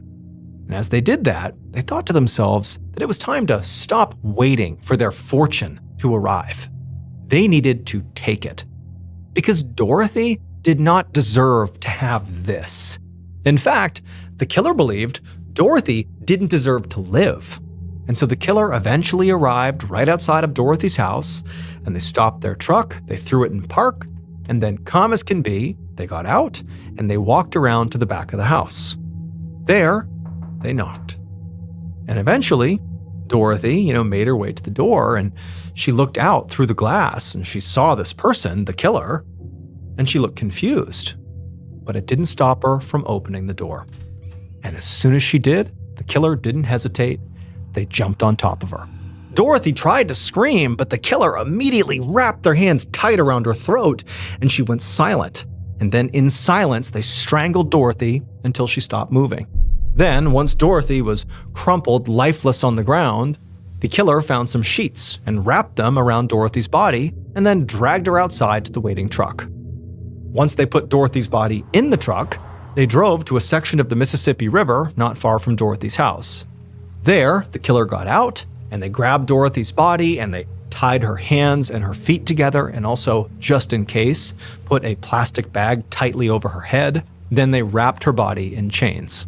And then once she was all prepped, the killer, calm as can be, lifted her body up, walked over to the Mississippi River, and threw her in. Moments later, the killer was back inside their truck, driving along, feeling better than they had in months. Because now that Dorothy was gone, all their problems were solved. It would turn out Dorothy Thompson's killer was indeed Brandon Nodier. He had not only tricked Dorothy into selling him her land at a very cheap price, but also, when she figured out he had basically conned her, she sued him at Patricia's urging. And when that happened, Brandon thought, okay, well, if I just kill Dorothy before this lawsuit gets dismissed, because they're going to figure out that this was not fair, that I did con her, if I kill her now, well, by default, the charges get dropped and the sale goes to me. The property is mine. On the night of the murder, Brandon was not alone. He actually asked another one of Dorothy's former handymen, a guy named James Tregler, to come along with him and basically just wait in the car. And so he had done that. Now, Brandon was an incredibly violent person, and he did not think twice about murdering Dorothy to make sure the lawsuit got dropped. But Brandon also had a famously big mouth, and he told his entire friend group what he had done. And so basically, all of Brandon's friends were aware of this horrible crime, and they totally believed what he said because they were fully capable of him being able to commit extreme violence, but they were scared of him. And that's why none of the friends came forward to say, what they knew. But finally, one of these friends was so haunted by their knowledge of this crime that they did eventually come forward. That was the caller who, told the detectives what happened. And in their rendition of what happened, they said Brandon didn't act alone. There was somebody else, a guy named James Tregler. And so as a result of that tip, it would take another 4 years, but they would ultimately speak to James Tregler, and he would confess to having been there on that night. And with that, they had enough evidence to finally charge Brandon for the murder. Brandon ultimately surrendered to authorities in 2012, and he would get a 10-year sentence for pleading guilty to Dorothy's murder. Brandon's ex-wife, Bonnie, was not involved. As for James Tregler, the other handyman who drove with Brandon on the night of the murder, he always maintained that he didn't know the murder was going to happen, and so he was given immunity from prosecution in exchange for his testimony. Even though the pet cemetery is still standing today, it's now abandoned and totally overgrown. However, treasure hunters continue to walk around the property, with their metal detectors, hoping that they'll be the ones to finally find the treasure that's buried there.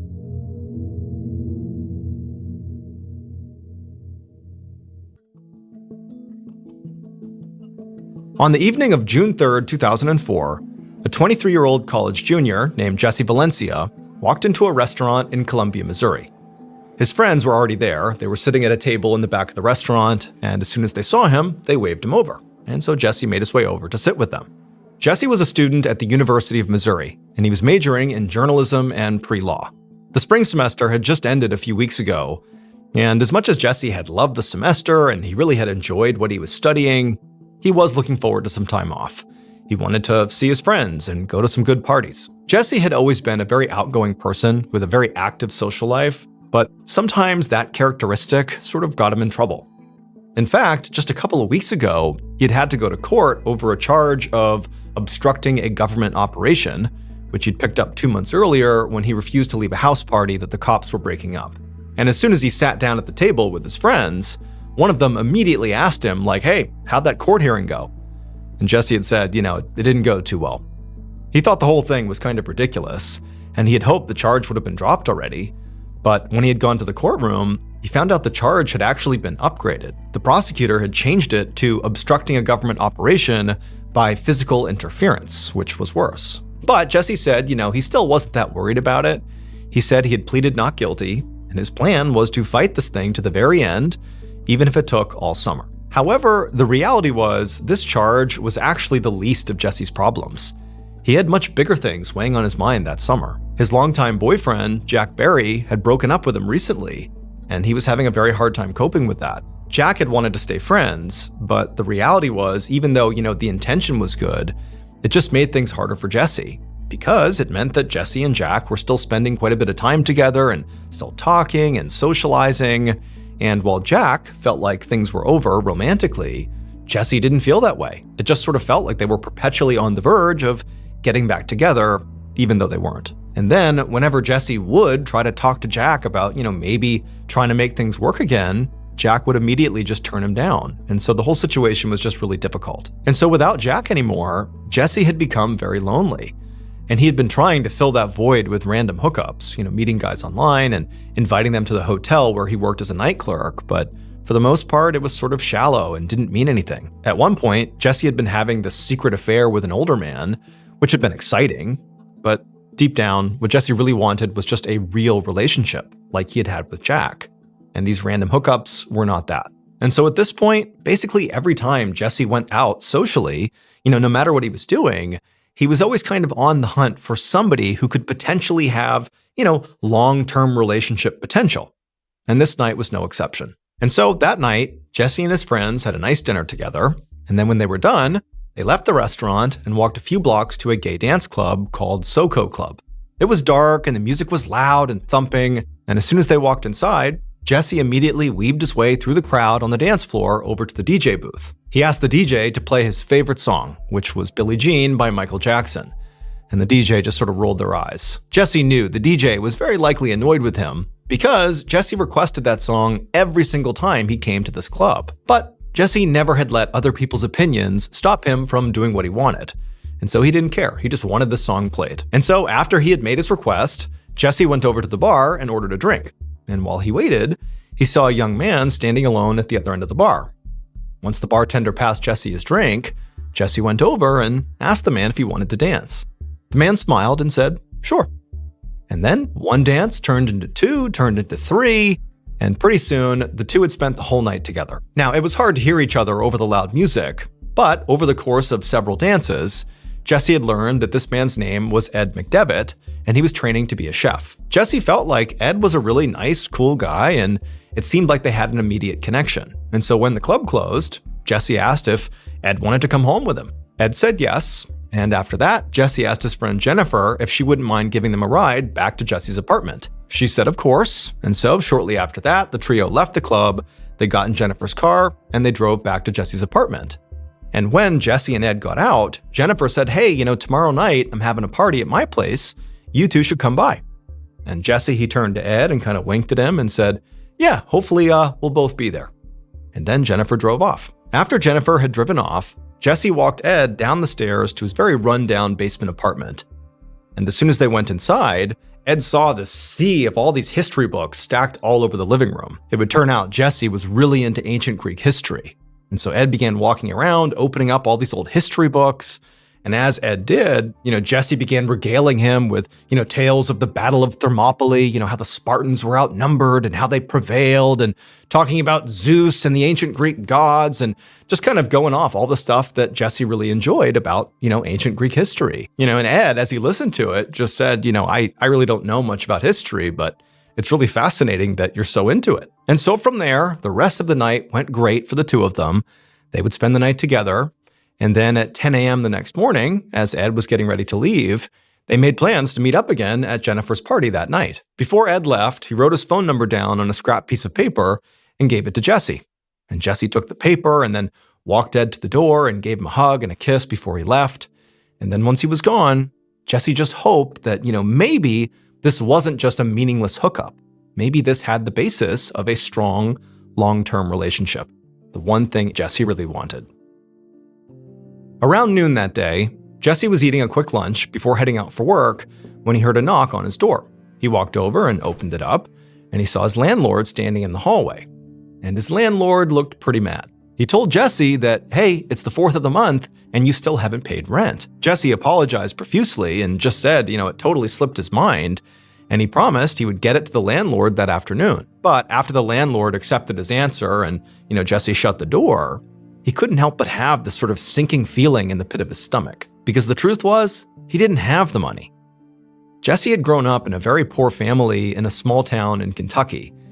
He was actually the first person in his whole family to go to college, and he had paid his bills by working as a hotel clerk, the same job his mother had had back home. Now, Jesse loved his family, and he spoke to them basically every single day. He would call them all the time. But at the same time, he had always felt so trapped in his conservative, ultra-religious hometown.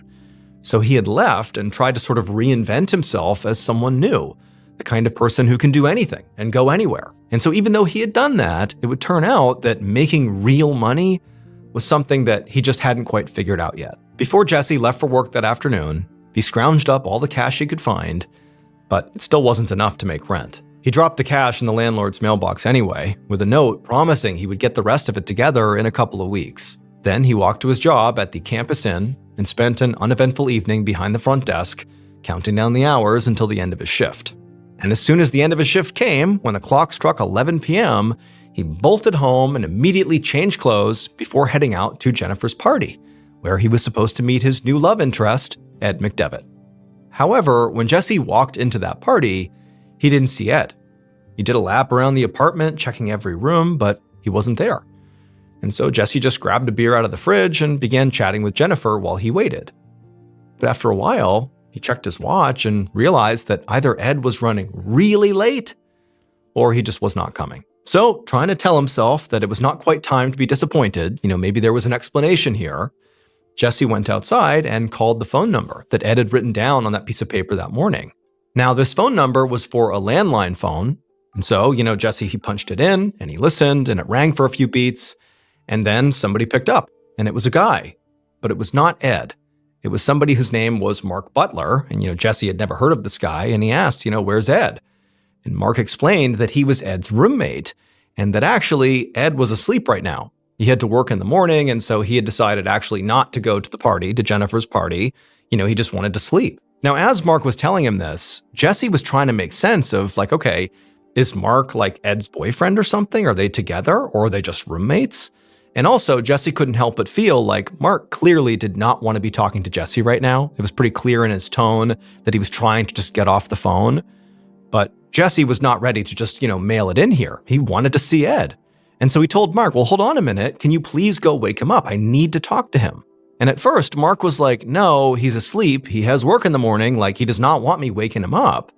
But Jesse was relentless and just begged Mark to please, just for a second, put him on the phone. And eventually, Mark relented.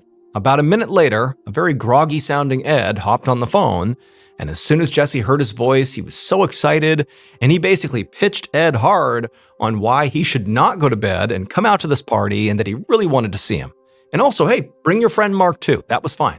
Now, it's not really clear if Ed was excited about this idea, but he would eventually say, fine, I'll come out and meet you, and I will bring Mark. When they got there, Mark would only stay at Jennifer's party for a little while before he headed out on his own. But Ed and Jesse, they would stick around until about 2 a.m. And then at that point, they would leave Jennifer's house and go to another party across the street. At around 3 a.m. though, Ed said he really did have to get going. It was so late, he had to get up in the morning, like he had to go. And so at this point, Jesse understood that this was reasonable.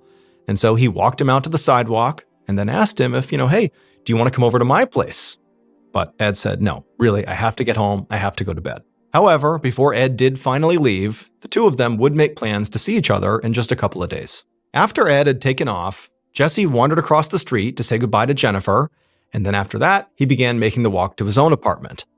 And as he was making this short walk to his own place, he began to think that he didn't want to go home alone. If Ed didn't want to come over, well, he was going to find somebody else who would. And so his first thought was to call his ex, Jack. And so Jesse called Jack a few times, and when Jack did not pick up, after all, it's 3 a.m, and they are no longer in a relationship, it's sort of reasonable that he wouldn't, but at that point, Jesse still wanted to see him, and so he walked a few blocks out of his way to make an actual stop at Jack's apartment. Jesse went right up to the door and banged on it, but nobody came to the door. Jack didn't answer. At this point, Jesse began to wonder if, maybe Jack's out with somebody else right now, and he suddenly felt so jealous. Or worse, maybe Jack is here and he knows I'm here, but he doesn't want to see me and he's ignoring me. After a couple of minutes of standing there and knocking a few more times and still not hearing anything from Jack, Jesse finally gave up and stumbled back to his own apartment, drunk and lonely, and a bit heartbroken. Jesse finally stepped foot inside his apartment and shut the door behind him at about 3:45 a.m. However, right after he'd gotten undressed and flopped down on his bed, he heard a knock at the front door. At 2 p.m. the following day, so Saturday, June 5th, 2004, a college student walked out of an apartment just down the street from Jesse's building, and they were carrying a backpack and a cooler. His friends had just pulled into the parking lot, and they were about to head out for a weekend trip to St. Louis.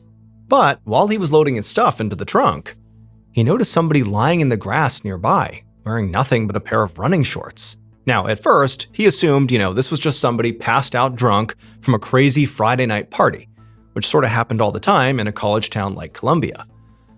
But when he took a few steps closer to be sure this person was okay, he saw flies buzzing around their body.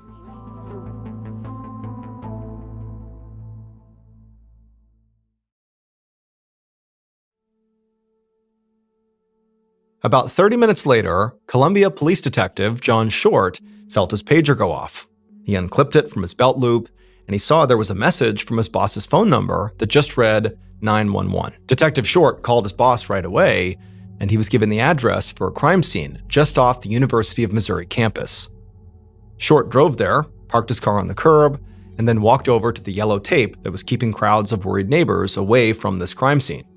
Another detective, Tim Geiger, waved to Short and led him over to the patch of grass where the victim was lying. It was a young man sprawled out on his back, and he was wearing a pair of light blue running shorts with no shoes, no socks, and no shirt. And across his throat was this very deep gash.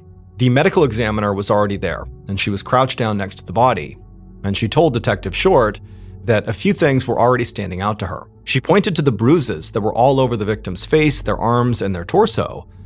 But when she lifted the victim's hands, there were no defensive wounds on them. She told Short that that was pretty unusual for a knife attack, where the victims usually got their hands up, trying to defend themselves, and as a result, they got their hands cut up. She also pointed out that the blood had run down both sides of the victim's neck and pooled under his body.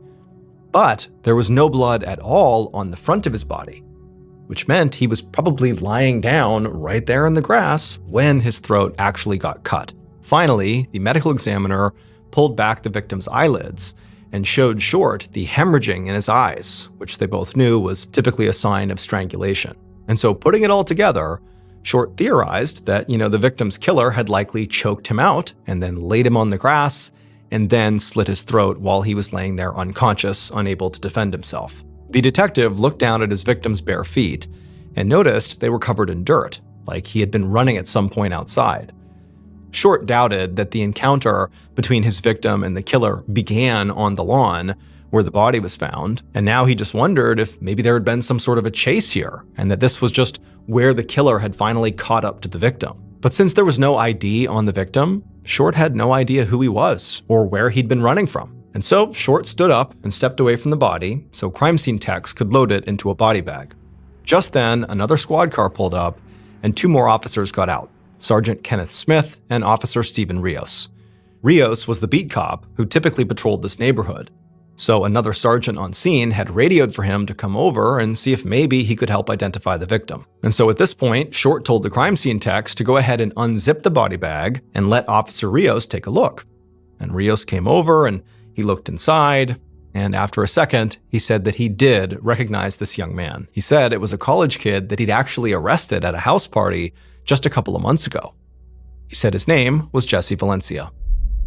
And so, less than an hour into his investigation, Detective Short now had a name for his victim and some pretty good guesses about how his victim was killed. His next task was figuring out who might have wanted Jesse Valencia dead. So, Short looked up Jesse's address, and he found his apartment building was only a block away, so he walked over there. And while the forensics team went inside the apartment to look for evidence, an officer was posted outside the building to make sure no one came or went until the crime scene was officially cleared. Short walked into the building and headed down the stairs to Jesse's unit. And there, the crime scene tech who was dusting the doorway for prints told him that when they'd arrived, the door was actually already open. And so Short went inside the actual unit and began looking around.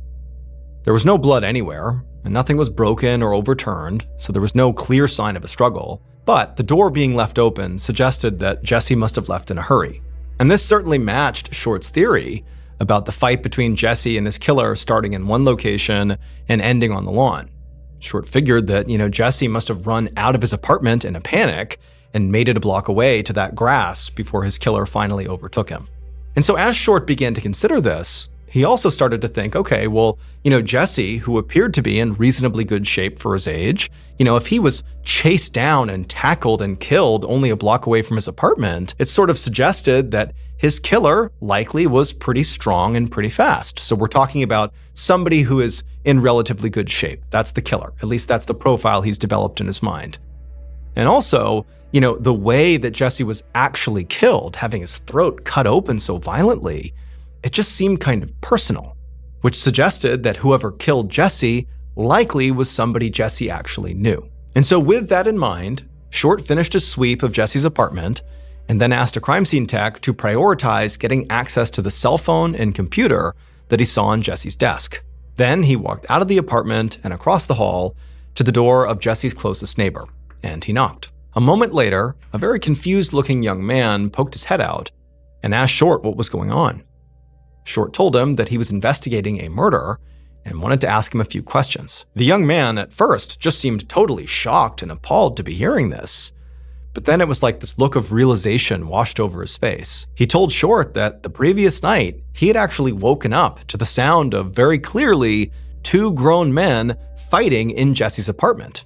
And one of those men was clearly Jesse, because this neighbor heard Jesse clearly saying over and over again, "No, and stop it," to this other man. Now, the neighbor kind of sheepishly said, they didn't actually do anything about this. They actually just kind of banged on their own wall and said, "Hey, stop it over there."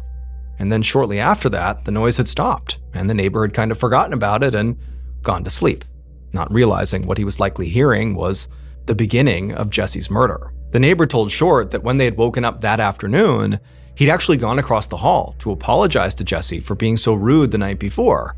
But the neighbor said he found Jesse's door was open, and he didn't look inside. He felt like that was kind of rude. But what he thought was, okay, maybe Jesse was so drunk the night before, that was part of the reason that he must have been having this fight. And so perhaps he was so drunk, he just forgot to close the door. The neighbor said he did try knocking on the opened door a couple of times, but Jesse never came to the door, and so the neighbor just kind of left it at that and went about their business. And so after hearing this, Detective Short asked this neighbor if he had any idea who the other man was that Jesse was fighting with. But the neighbor said he didn't. Jesse, for the most part, kept to himself, and really the neighbor didn't know Jesse well at all, so he did not know who this other person was. After that, Short thanked the neighbor for the information, then he turned around and headed back inside of Jesse's apartment.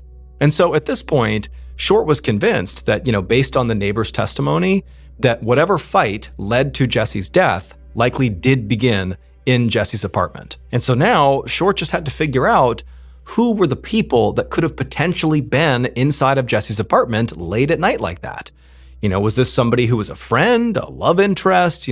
Was Jesse trying to kick them out and it spurned a fight? He didn't know, but who were the people in Jesse's life that could have been there late at night? That's what he had to figure out. And luckily, at that very moment, one of the crime scene techs had Jesse's cell phone and he was holding it in the air like he had found something. Now, they wouldn't be able to do a full phone dump until they got it back to the station, and they hadn't even touched the laptop yet. But they had gotten access to Jesse's call logs, and the tech told Short that there was something in there that he definitely wanted to see. Because the last time Jesse used his cell phone, according to this log, it was to call somebody named Jack Berry 7 times between 3 and 3:18 that morning.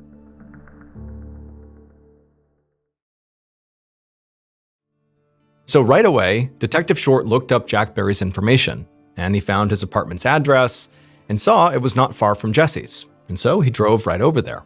Short knocked on the door, and just a moment later, a young man answered, and he had very red, puffy eyes like he'd clearly been crying.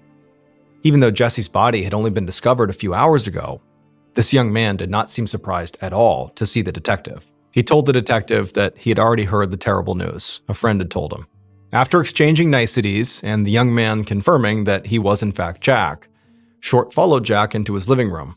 And as they sat down, Short asked Jack about all those 3 a.m. phone calls from Jesse. Jack looked like he was really struggling to hold it together as he told the detective that Jesse was his ex-boyfriend and Jesse had kept badgering him, Jack, for them to get back together, and Jack didn't want to. And so those phone calls were very likely a product of more badgering from Jack. Jack said the night before, he had been woken up by his phone ringing over and over and over again, and before he could even look at the caller ID, he heard a knock at his front door. And he saw it was the middle of the night, and then he leaned over and saw the caller was Jesse, and he sort of figured that, okay, he's calling me, it's very likely him at the front door, I don't want to see him right now, and so Jack just decided he would ignore Jesse and hope he went away. Now, when Jack said this, it seemed very clear he was sort of reliving that moment in his mind, maybe if he had let Jesse in or engaged with him in some way, maybe Jesse would still be alive. That was sort of the insinuation. But Detective Short was thinking, okay, well, even though he seems like he's being very earnest in telling me this, it does mean that he doesn't really have an alibi. He's basically saying, at the time, Jesse was killed, I was home alone by myself, which was pretty weak. However, before Short could begin to poke holes in the alibi, Jack said that, despite the fact that they had broken up, that he and Jesse were, at least in his mind, still on good terms. In fact, they had spoken just the day before on the phone, before getting all those nighttime phone calls. It was during the afternoon, and during that phone call, Jesse had told him about a new guy he'd met at a club the night before, and his name was Ed McDevitt. That night, Detective Short stood outside of an interrogation room at the police station, watching Ed McDevitt through the two-way glass. Short knew his investigation was moving basically at lightning speed here, but there was still quite a bit of pressure on him to get this case solved even faster, because Columbia was a college town where kids were used to feeling safe, and the murder of a student just a few blocks off campus had sort of shattered that sense of trust. And so, students and parents and, staff of the university really wanted Short to get this thing done. And now, looking at Ed through the glass, Short wondered if maybe this was the killer. Maybe this was the guy. After all, Ed was shaking and fidgety looking. He seemed sort of like an emotional wreck, which could mean, of course, he was just upset because he was connected to the murder victim. That's traumatic.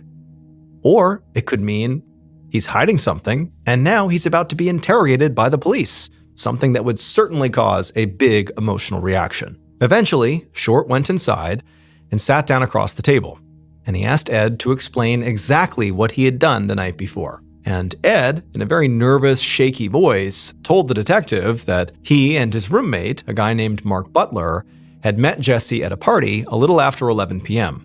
He said he ultimately went back home again around 3 a.m., leaving Jesse on the sidewalk, still very alive and well. Ed said his roommate Mark had actually seen him return to his apartment at 3 a.m., and Ed said when he went inside, he went straight to bed, and then he had gotten up early for work. Ed said he was at work when he got the call from police, telling him that Jesse had been found dead. Detective Short listened to Ed's story and asked a few follow-up questions, and then also took a DNA sample from Ed. And then after that, he told Ed that he was also going to get a warrant to search Ed's home. Ed was already such a wreck that, when Short told him about this, search of his home, Ed didn't even really react. However, when Short left the interview room, despite feeling pretty confident that Ed could absolutely be a suspect, he also went and, followed procedure and looked up Ed's roommate, Mark Butler. And he discovered in the police department system that there was Mark Butler, and sure enough, he had a criminal record. So, overnight, while a forensics team was searching Ed and Mark's home, Short actually brought Mark down to the station for an interview. But in reality, Short wasn't expecting Mark to become this primary suspect here. He just wanted to be thorough and rule out anybody who'd seen Jesse that night, and obviously Mark was one of those people. But almost immediately in their interview, Mark started saying some very odd things. He told Short right out the gate that he did not like Jesse, and actually he said point blank that he didn't really care that Jesse was dead. But he also clarified to Detective Short that, he was just Ed's roommate. He was not seeing him romantically, so this had nothing to do with jealousy. He just did not like Jesse. Mark confirmed that he did see Ed when he returned from the party around 3 a.m., just like Ed had said, but Mark had actually not stuck around. He said that after Ed had come back to the apartment, Mark had left to go on a date of his own, and he actually didn't know what time he got back. And so as he was saying this, Short realized that meant Mark was out and about, sort of unaccounted for, at the same time that Jesse was killed. And so obviously, something seemed off about Mark. And so Short took a DNA sample and added Mark to the suspect list. The next morning, Sunday, June 6th, after catching a few hours of sleep, Detective Short gathered his team for a meeting. The mood was tense. Everybody was exhausted and very much on edge from spending nearly 24 hours straight working on this case. But when they went around the room and talked about the flood of leads they'd all followed up on yesterday, it didn't actually seem like they had much to show for it. There were now several suspects in play, but none of them seemed to have a good reason to want to kill Jesse Valencia. Jesse apparently had been hounding his ex-boyfriend Jack about trying to get back together, which Jack did not want, and the multiple late-night phone calls and the knocking on the door unannounced, it just seemed like harassment. So it was possible that maybe Jack had gone over to confront Jesse and things got out of hand. But Jack had told Detective Short that he and Jesse had remained friends after the breakup, and some of the other detectives said that Jesse's friends had said the same thing. The two had remained friends. So it seemed pretty unlikely that things between them would have escalated so much that, somebody got killed. Then there was Ed McDevitt, Jesse's new lover, who had seemed pretty nervous during his interrogation. One of the detectives told Short that while searching Ed's house, they'd found a bag full of chef's knives, and some of them were large and sharp enough that they could easily have been the murder weapon. But Ed worked in a restaurant and was training to be a chef, so owning kitchen knives was hardly a smoking gun. And then as for Ed's roommate, Mark Butler, he did have a criminal past and openly said he did not like Jesse and didn't care that he died. But they'd only met one time, and very likely they would never have seen each other again. So it seemed very unlikely that he would go through the trouble of following Jesse home and killing him. Like, to what end? And so Detective Short was getting really frustrated. He just couldn't make sense of any of these suspects. It was like something was missing here. And so he turned to two of his detectives, Jeff Westbrook and Barbara Cook, and told them to go to some local bars that Jesse frequented and just sort of ask around about Jesse, in case there were other leads that they had not uncovered yet. However, right after Detective Short walked out of that meeting that morning, another detective ran up to him and pulled him into a quiet corner and told him a tip had just come in, and it was so sensitive that they were going to have to keep it under wraps even amongst the investigators. The detective told Short that a friend of Jesse's who lived in St. Louis had called the tip in through Crime Stoppers. He said that he and Jesse chatted online all the time, and that Jesse at one point had told him about a secret affair he was having with an older man. and this older man was actually an officer in the Columbia Police Department.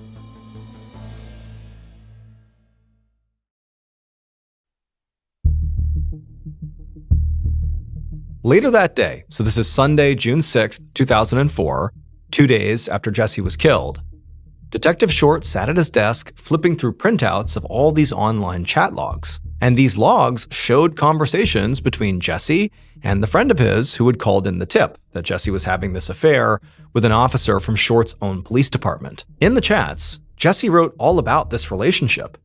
Jesse had seemed to find it pretty exciting at first, having this police officer come by in uniform and carrying on these secret meetups in the middle of the night.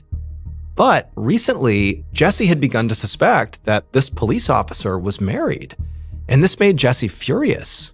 He had told this friend in the chat log that he wasn't going to be someone's other woman. However, to Short's frustration, Jesse never actually named the officer that he was having this affair with. He only ever referred to him as Columbia's finest. And so whoever this mystery cop was, Detective Short thought they were the most likely suspect. Because unlike Jesse's other lovers, this officer had something to lose if this relationship went south. If Jesse told anybody about this affair, well, the police officer's career could be on the line because they clearly were carrying on this totally illicit affair while on duty. That's not okay. And also they were using their position and power potentially to actually land this relationship. And then also on top of that, the police officer's marriage would likely be destroyed. But Short also knew that he had to move very carefully here, because now he was investigating his own department, which meant that the killer could literally be in the room with him at any time. And so as he walked through the office to refill his coffee, Short found himself scanning the face of every officer he passed, and he realized there wasn't a single person here he could actually trust. Short brought all the files on Jesse's case into his office, and then he told his secretary to find him a roster of the department's entire staff. Then he locked the door, sat at his desk, and pulled out the records on Jesse's friends who had been interviewed already. And he went down the list himself, calling each and every one of them to dig for more information. Quite a few of them said that Jesse had told them about this cop he was sleeping with, and one of them remembered Jesse referring to this officer as just Anderson. And so when Short's secretary came back with the staff roster, Short began looking through it, and he discovered out of the 200 plus officers in the entire department, there were only 2 officers that had the name Anderson: Brad Anderson and Ted Anderson. And so the next step was trying to figure out if either of them had a connection to Jesse Valencia. And so Short pulled out the records from Jesse's arrest at the house party back in April, and as he flipped through it, he realized Brad Anderson was one of the 3 officers who responded to that party. The pieces fit together perfectly. Jesse and Brad Anderson, the police officer, would have met around the same time that Jesse began messaging his friend in St. Louis about this secret affair with a cop. And so at this point, Short felt like he had just found the killer. So he grabbed a manila folder off his desk, stepped out of his office, locking the door behind him. Then he did a lap around the whole station, and eventually he spotted Brad Anderson in the locker room, chatting with a few other officers as he put on his uniform. Now, Short wanted to be very careful here, because if Brad Anderson was the killer, he certainly didn't want him to realize he was under suspicion right now. So Short waited in the hallway until Brad walked out of the locker room, and then as casually as possible, Short caught up with him and pulled him aside. Short opened up the manila folder he had brought with him and showed Brad a photo of Jesse Valencia, asking if he recognized him. And Brad squinted at the photo for a second, and then after thinking, he said, "Yeah, that's the kid I arrested at a party a few months ago." Short asked Brad if he had seen Jesse at all since the arrest, and Brad nodded and said, yeah. He said that about a month ago, Jesse had called in a noise complaint, and Brad had been the one sent out to check on it. But by the time Brad got there, the noise had stopped, so he was only there for a couple of minutes before leaving, and that was it. To Short, nothing about Brad's demeanor seemed nervous or suspicious. In fact, it really seemed like he didn't have any clue why the detective was asking him about Jesse Valencia. So if he was the killer, it seemed like he was going to be very hard to crack. Short was about to let Brad go and just wait to talk to him once he had more evidence, but just then, Brad's partner, Officer Rios, walked by. And when he walked by, he looked over and he saw the manila folder with Jesse Valencia's photo inside of it that Short was showing Brad Anderson. And Rios, without even thinking, made this comment under his breath that was clearly directed at his partner. It was like this really in bad taste comment where he was like, "Oh, looks like your gay lover's dead." When Short heard this, he practically sprinted back to his office. Brad Anderson sort of shrugged off the comment made by Rios about, Jesse being his gay lover, but Short felt like what Rios said was a pretty big deal, because even though, again, it was terrible in bad taste humor, that's a terrible thing to say, but maybe there's truth there. Maybe Rios knows that Brad Anderson was seeing Jesse Valencia. Maybe they really were in a relationship. Now, in the moment, Short did not, aggressively follow up on that comment and demand to know if Brad had actually been in a relationship with Jesse before he died. Instead, all three of them just kind of went their separate ways, and Short, hustled back to his office. And when he was in his office, right as he sat down, there was a knock on the door. And when the door opened, it was Short's secretary. And she told him there was someone who had been waiting to see him. And then she let in this very nervous-looking young man who introduced himself as Jesse's friend. And he said his name was Andy Schermerhorn. Andy sat down and told Short that just a few weeks earlier, he and Jesse had gone out together and then gone back to Jesse's apartment. But around 3 a.m., they were interrupted by a knock on the door. Jesse went to answer it, and a uniformed police officer walked in, shining a flashlight. And to Andy's surprise, Jesse led this officer right into the bedroom, and he joined them for a threesome. And then after they were done, the cop told Andy, "You better keep this a secret." Detective Short couldn't believe it. The final piece of evidence he needed had just fallen into his lap. Andy said he did not know the officer's name. So Detective Short got out a department yearbook and told him to flip through it to see if maybe the guy he saw that night was in there. But Andy just held up his hand and said he didn't need to do that. And Detective Short was like, "Well, what do you mean? Why can't you do that?" And Andy said, "Well, because when I came in here, the guy I met, he was out in the hall." Based on the investigation that would follow this revelation, the following is what happened to Jesse Valencia in the early morning of June 5th, 2004. Around 3 a.m., right around the time that Jesse was leaving his friend Jennifer's party, Jesse's killer was drinking beers with a few friends after work. And then, just before dawn, the killer wrapped up, got in their car to drive home. But as they were driving, they decided to make a stop along the way, at Jesse's apartment. They were expecting another quick, no-strings-attached, late-night, secret hookup, but when they got there, Jesse was very drunk and in a terrible mood. Jesse told the killer that he had figured out they were married, and so now he was not interested in them at all. He didn't want to see him anymore. But when he told the killer to leave, and the killer refused, Jesse said, "Fine, I'll go to your police chief, and I will tell them about our affair." And that's when the killer snapped. If their secret got out, it would cost them everything. So in their mind, they had to silence Jesse before he could ruin them. Jesse tried to run, but he only made it about a block before the killer caught up with him, wrapped an arm around his neck, and put him in a vicious chokehold until his body went limp. And then the killer laid Jesse out on the grass, took out a pocket knife, and brutally slashed his throat. And then, on the way home, the killer very skillfully disposed of the murder weapon, ensuring nobody would ever find it, because they knew the knife was the only piece of hard evidence that could ever link them to the murder. After that, they made their way back home, parked in the driveway, and as they were walking up to the front door, they looked up and saw their wife in the kitchen window, preparing a bottle for their baby son. And then just before going inside, the killer unpinned the name tag on their uniform that said Anderson, and they swapped it for another name tag that they had hidden in their glove box. And this name tag was the killer's real name, Officer Steven Rios. Rios was Brad Anderson's partner. He was the one who identified Jesse's body at the crime scene and made that awful comment about Brad Anderson's gay lover. It's believed that Officer Rios was lying to Jesse about his name, and in fact, he actually stole the name tag not of Brad Anderson, but of the other Anderson, Ted Anderson. He was using his name tag and parading around like he was him whenever he was with Jesse. Rios was arrested, and in May of 2005, almost a year after Jesse's murder, he was found guilty of first-degree murder. But after an appeal, he got a new trial and the charge was reduced to second-degree murder. However, he was still found guilty and was sentenced to life in prison.